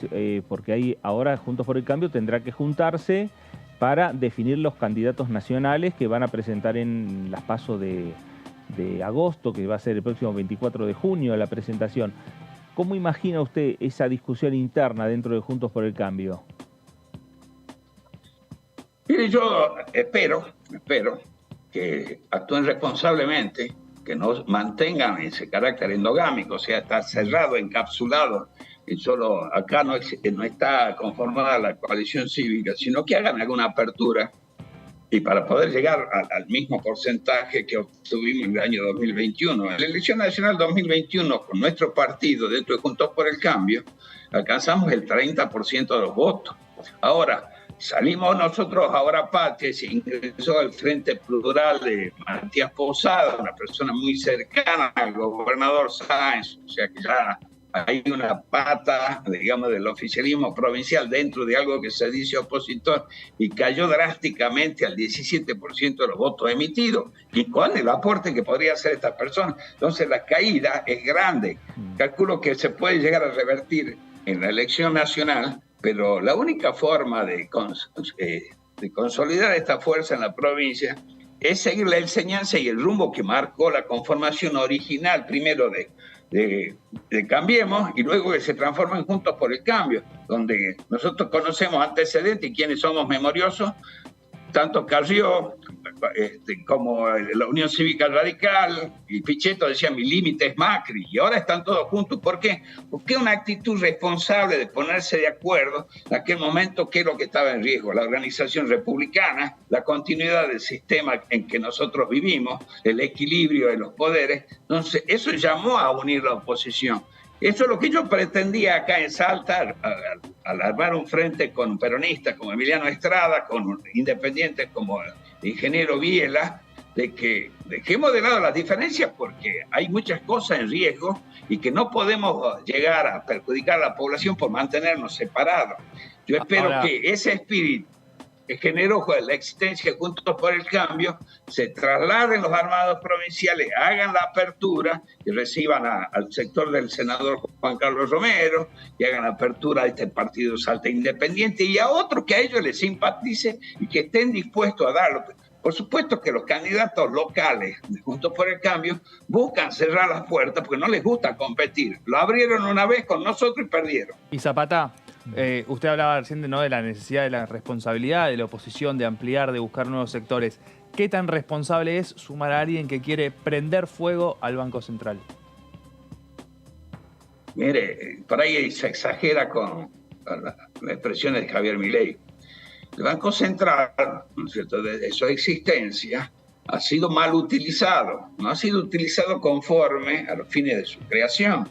Los fines de su creación no era transformarse en una máquina de emitir dinero para financiar un déficit del Tesoro Nacional, sino era algo que era el regulador de las relaciones de depósito y las transacciones financieras ahí para poner orden en un sistema, para que haya algo que regulase. Sin ir más allá, la Carta Orgánica que se modificó en el gobierno de Carlos Menem llegó a ese estadio y de ahí tomó valor lo que está escrito ahí a la altura del zócalo superior en el hall del Banco Central, que dice la misión del Banco Central es mantener el valor de la moneda. Hoy no lo mantiene, no cumple su misión. Pero la solución de eso es hacerlo arder, que prenderlo fuego, incendiarlo. Mire, la política, sin Banco Central la Argentina funcionó y fue grande. Si te tengo que decir algo a favor. ¿En qué Con año? Banco Central se puede...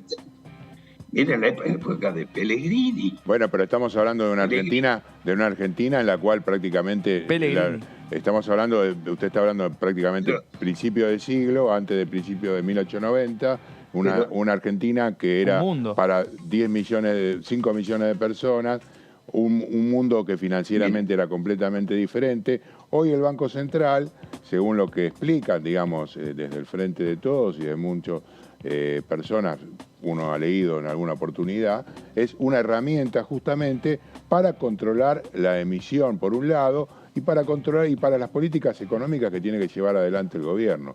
Si como hizo la dictadura, termino con esto, si como hizo la dictadura se modifica la Carta Orgánica para que esté al servicio de la especulación financiera, que es lo que pasa prácticamente en estos momentos y no se ha podido revertir, indudablemente la función termina siendo contradictoria, pero regir la moneda y tener políticas económicas es una de las cosas fundamentales. Si usted tiene como misión, usted está en una empresa privada, crea una gerencia de relaciones con el personal. ¿Para qué? Para mantener al personal contento. No funciona, ¿qué hace? La disuelve. Bueno, el Banco Central tiene como misión mantener...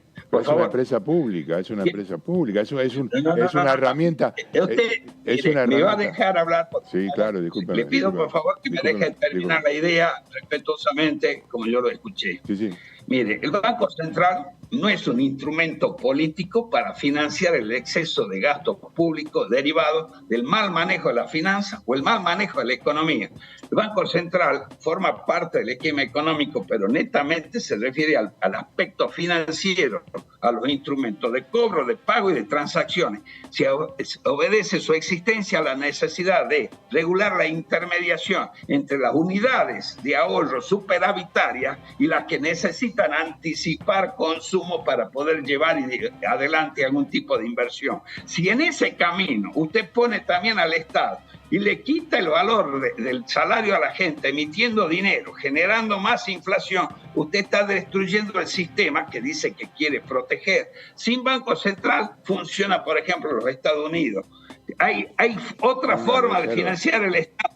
Tiene una reserva federal. La reserva no es un banco central. La reserva no es un banco central. Bueno, pero sube y baja la tasa en función de la economía de interna. Sube y baja la tasa.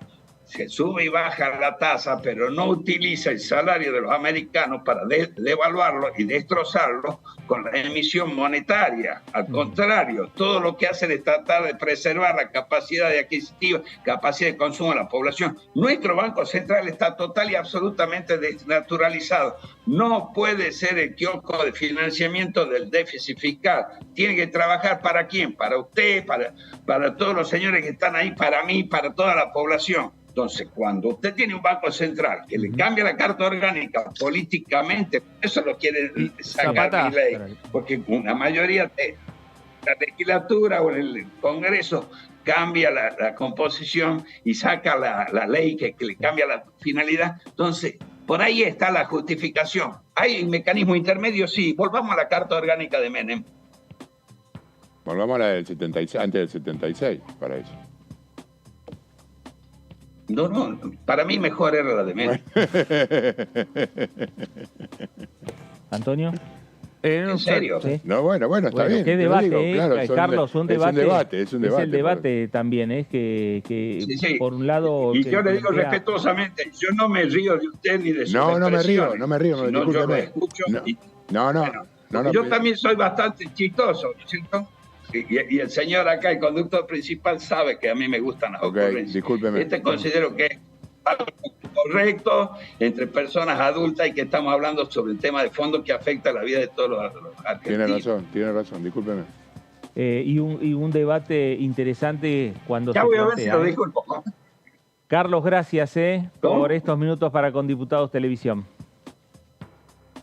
Yo soy el agradecido a ustedes, les mando un saludo y me encantaría seguir conversando sobre el tema, pero bueno, sé que tienen poco tiempo. Con todo mi respeto, me despido de todos, del equipo de producción y hasta la próxima será. Gracias, gracias. Carlos Zapata, diputado nacional de Ahora Patria, de la provincia de Salta, que integra también el interbloque de Juntos por el Cambio. Sí, a nivel nacional, contaba, nivel ¿no? Como a nacional. nivel provincial, sus diferencias que tenía con Juntos por el Cambio. Y hay realidades que estamos viendo en cada una de las elecciones en las provincias. Hay acuerdos políticos que se dan en las provincias, Que no se dan en la pero Cámara que de no se dan Diputados. en la Nación. Exactamente. Y en no la se Cámara de dan. Diputados no se dan. Claro. No, incluso muchas veces, bueno, pasa y va a seguir pasando, de enfrentamientos interos entre compañeros del mismo interbloque, del mismo bloque. Sí, por algo, También. digamos, en el interbloque no hay una única cabeza tampoco, Así ¿no? En el es. Juntos No. por el Cambio no hay una sola... Bueno, en la elección pasada, aquí en la provincia de Tierra del Fuego, ahí vimos que estaba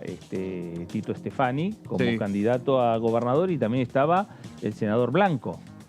Y los dos pertenecen a Juntos por el Cambio. Sí, sí, sí. Bueno, en Salta pasó que el diputado Nani Claro, fue ahí el está. candidato a gobernador de Salta y veíamos como el diputado que entrevistábamos recién fue por otro lado. Sí, en Mendoza va a pasar algo similar. En Mendoza va a pasar algo similar. Y lo que vimos también, otras realidades políticas en Río Negro, donde las fuerzas de Beretilnec tienen un acuerdo con un sector de la Cámpora de Doñate y a la vez está también un sector del radicalismo. Sí, así es. También, bueno, son realidades distintas que se ven en las provincias con lo que se ve en la ciudad de Buenos Aires o lo que se ve a nivel nacional, donde sí hay una clara división entre las diferentes fuerzas políticas, entre Frente de Todos y de Juntos por el Cambio.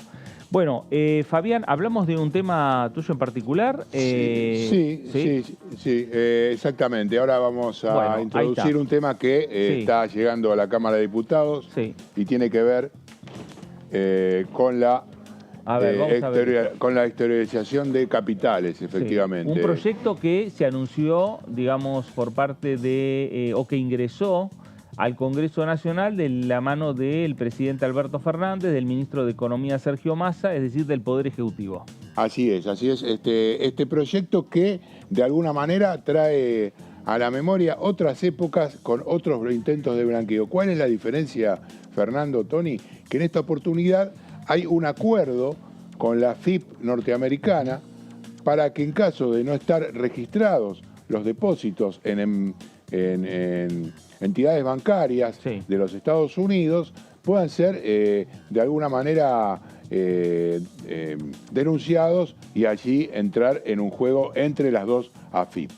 A partir de este convenio que firmó el año pasado Sergio Massa, que va a entrar en acción a partir del año próximo, de septiembre de este año, entonces el gobierno nacional lanza un blanqueo que les permita a aquellos que tienen justamente dinero no declarado traerlo al país con algunos beneficios.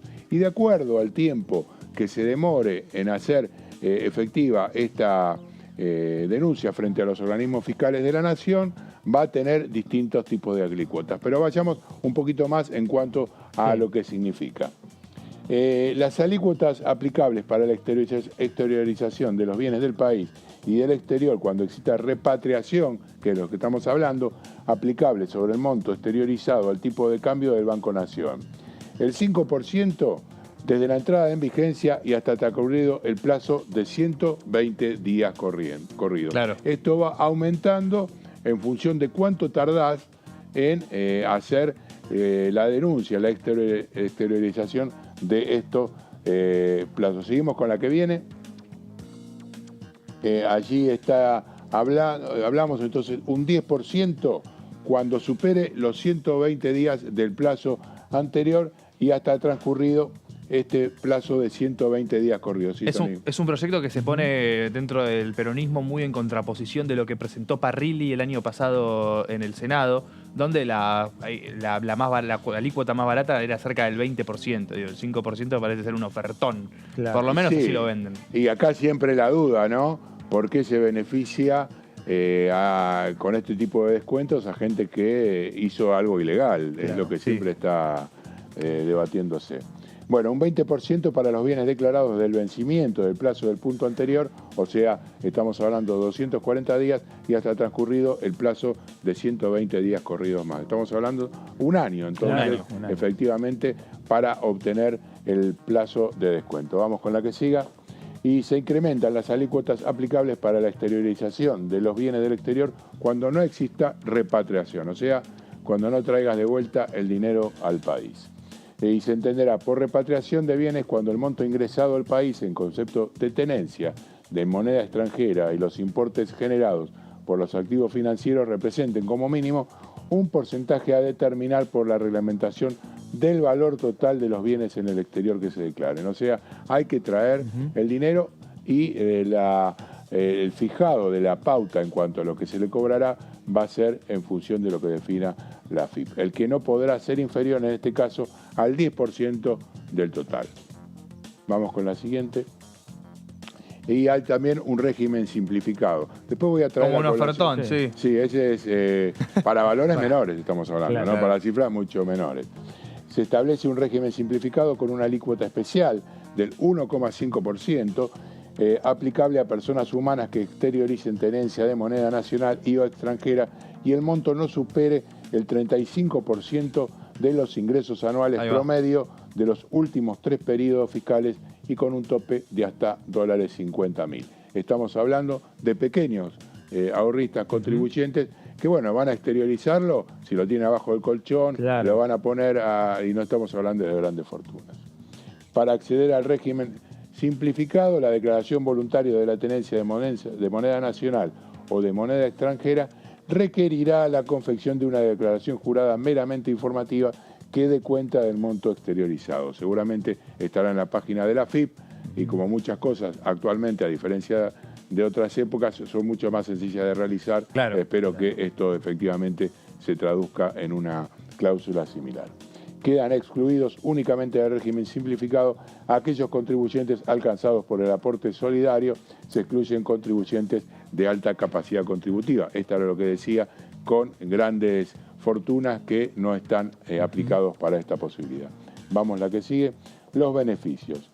No se consideran incrementos patrimoniales no justificados por los bienes declarados, o sea, si vos tenés más de lo que efectivamente venías declarando por ganancias, si tenías en vez de un auto 2 o si tenés una casa en el exterior, no te van a generar ningún tipo de inconvenientes fiscales.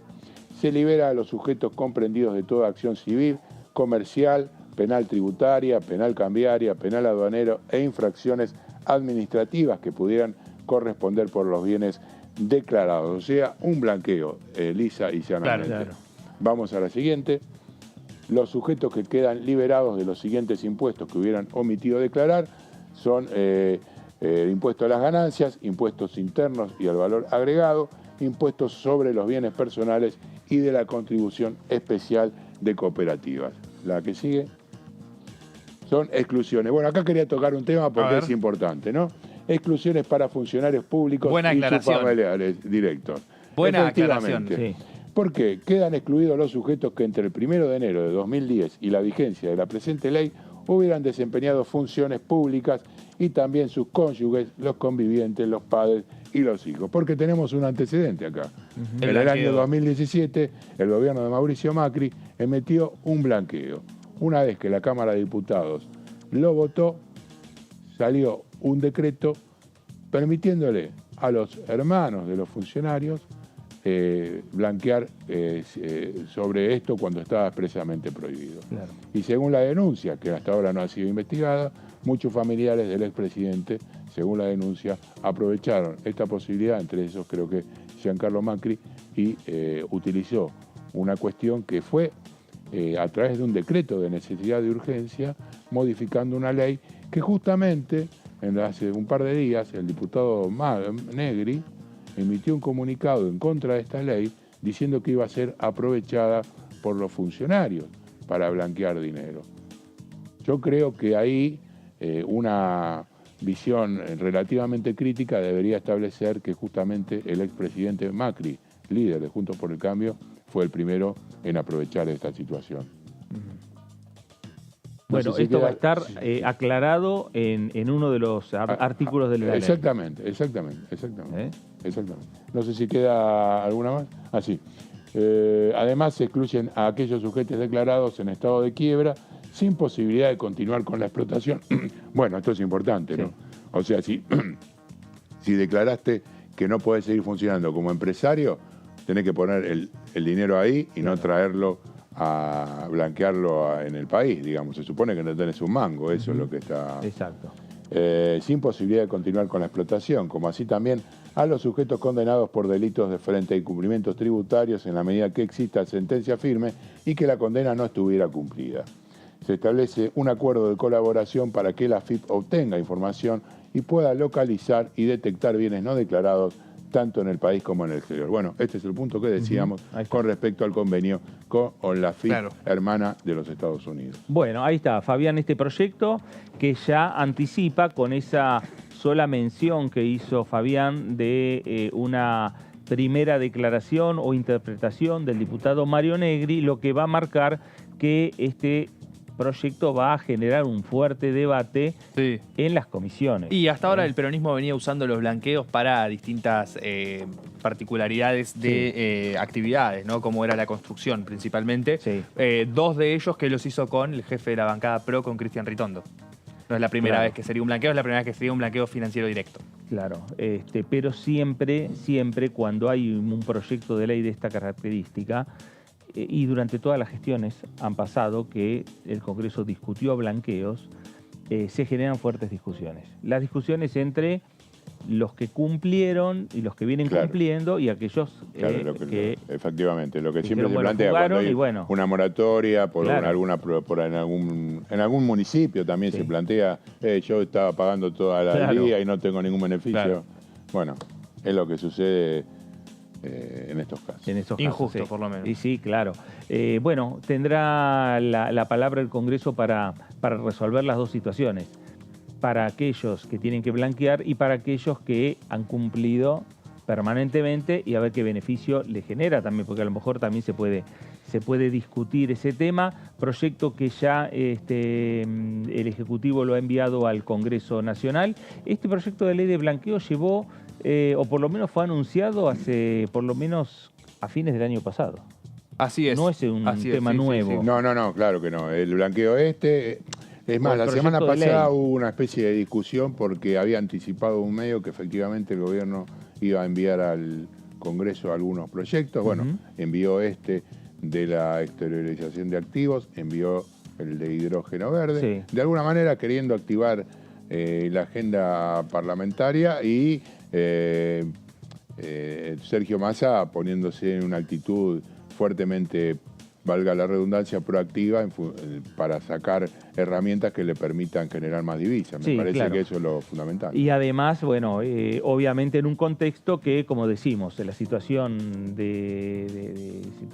electoral que vive la República Argentina, esto también genera que, más allá de que esté el proyecto, nadie garantiza que el proyecto vaya, bueno, a transitar los carriles normales como para llegar al recinto rápidamente. No, sin duda, sin duda. Vamos a ver cómo se da ese tratamiento cuando empiece el debate en las comisiones. Sí, seguro. Sin dudas, porque además se va avanzando el calendario electoral y van avanzando las fechas en cuanto a las decisiones que tienen que tomar las fuerzas políticas de anunciar a sus propios candidatos o precandidatos. Y al anunciar esos candidatos o precandidatos, ya no hablamos únicamente las principales candidaturas que pueden ser presidente y vice. Hablamos de los candidatos o precandidatos a la renovación legislativa, al Senado, a la Cámara de Diputados, y ahí cuando se terminan de definir esos nombres, ahí no entran todos en las boletas, todos los que quieren estar no entran. Entonces hay algunos que quedan afuera. Y después tienen una reacción, una repercusión con el Congreso Nacional si son actuales diputados, termina su mandato y tenían expectativa de renovar la banca. Sí, además con las expectativas que hay de que efectivamente cambie sustancialmente la composición en principio, de la Cámara de Diputados, ¿no? Todos los números se están dando, lo dijo ayer la vicepresidenta, 3/3 y la posibilidad de que ingresen diputados por, En este caso estamos hablando de la lista que encabeza Javier Milei. Claro. Así que seguramente queden... Y cuando hablas de números, hoy el Frente de Todos tiene 118 diputados. De ahí van a arañar unos cuantos. Y además que fue la mejor elección, la de hace 4 años. Con lo cual la reducción de los diputados, tanto de Juntos por el Cambio como del oficialismo, va a ser importante. Claro, la Cámara de Diputados tiene 257 bancas. Milei hoy tiene 2 bancas. Si Milei pasa a tener 10 bancas, las 8 bancas las pierde uno u otro. Sí, algunos hablan ¿no? de que va a tener un poquito más. Bueno, vamos a irnos ahora a nuestro móvil porque nos está llamando Lourdes López. Lourdes, buenas tardes.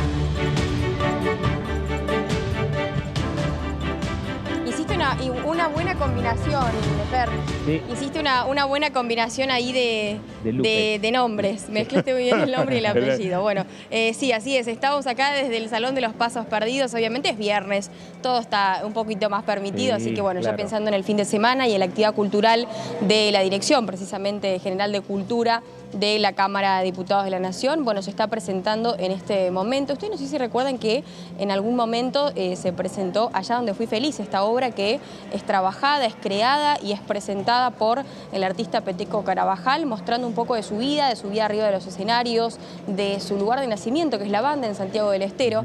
Y hoy se va a estar presentando, aparte de esa muestra pictórica y también de fotografía y por supuesto su música en sí, así que lo vamos a tener en vivo y en directo desde el Salón de los Pasos Perdidos del Congreso de la Nación al gran Peteco Carabajal. Y con eso también decirles que bueno, es una forma también de seguir mostrando la cultura argentina, la evolución de cada uno de los artistas y cómo con el paso de los años no solamente se van a desarrollar un solo sentido en cuanto a lo musical o al artístico, sino que también se puede desarrollar desde el lado de la pintura, desde el lado de la escritura, desde el lado de la fotografía también. Hoy aquí, bueno, ya se está preparando todo y es por eso que lo podemos ver a mis espaldas, lo que es la bandera de Santiago del Estero, que es donde él es oriundo y seguramente tendremos algún testimonio de primera mano con el artista. Sí, y sin dudas Peteco es uno de los artistas que más participa de actividades en el Congreso Nacional, y particularmente aquí en la Cámara de Diputados.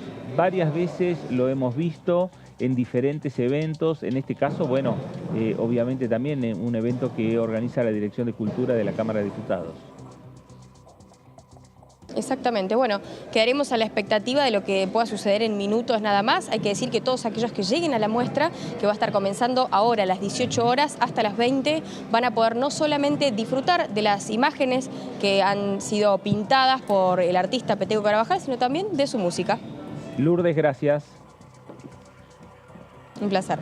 Gracias. Ahí estaba Lourdes López, que en definitiva hoy nos dio información de todo. Sí, sí, estuvo acá, fue para allá, cruzó. Nos habló de los proyectos, ahora nos habla de lo que está sucediendo en estos momentos con la cultura, con la actividad, que más allá de las discusiones de las leyes, hay una actividad permanente que tiene el Congreso Nacional, que tiene la Cámara de Diputados, a través de la Dirección de Cultura, y que son espacios que siempre lo reconocemos, espacios importantes para los artistas a lo largo y a lo ancho del país, que pueden venir también aquí al Congreso Nacional, patrocinados por los propios legisladores, pero pueden tener un espacio donde mostrar su arte, donde mostrar su pintura, donde escuchar su música, y hoy llega al Congreso una vez más Peteco Carabajal, como parte también de las actividades que tiene esta Cámara de Diputados de la Nación. Sí, se veía lleno ya esperando toda la gente del Salón de los Pasos Perdidos.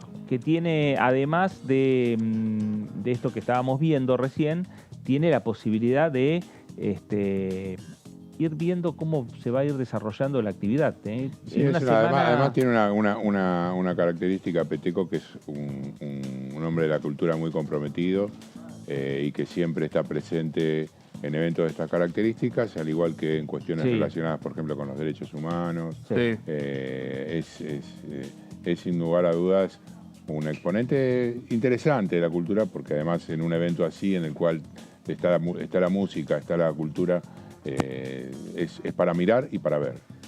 Bueno, a ver, Fabián, Tony, si tenemos que, nos quedan 2 minutos y vamos a ver, si tenemos que ir viendo una agenda, la semana que viene, muy tranquilo. La semana que viene sin actividad, recién la siguiente, el martes, la reunión de comisión de juicio político. Habrá que ver si hay alguna posibilidad de generar alguna agenda que sea consensuada, que era lo que pretendía Germán Martínez durante el mes de mayo, sacar una sesión. Lamentablemente este mes se cortó la racha y no pudo haber ninguna. Las condiciones políticas, la situación de la campaña electoral y las discusiones entre los bloques lo impidieron.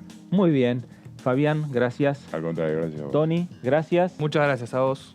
A usted también, gracias por estar ahí. Quédese en sintonía, quédese en Diputados Televisión para tener, como siempre, la mejor información de lo que pasa por aquí, por el Congreso Nacional. Esto fue el análisis. Gracias. Nos reencontramos.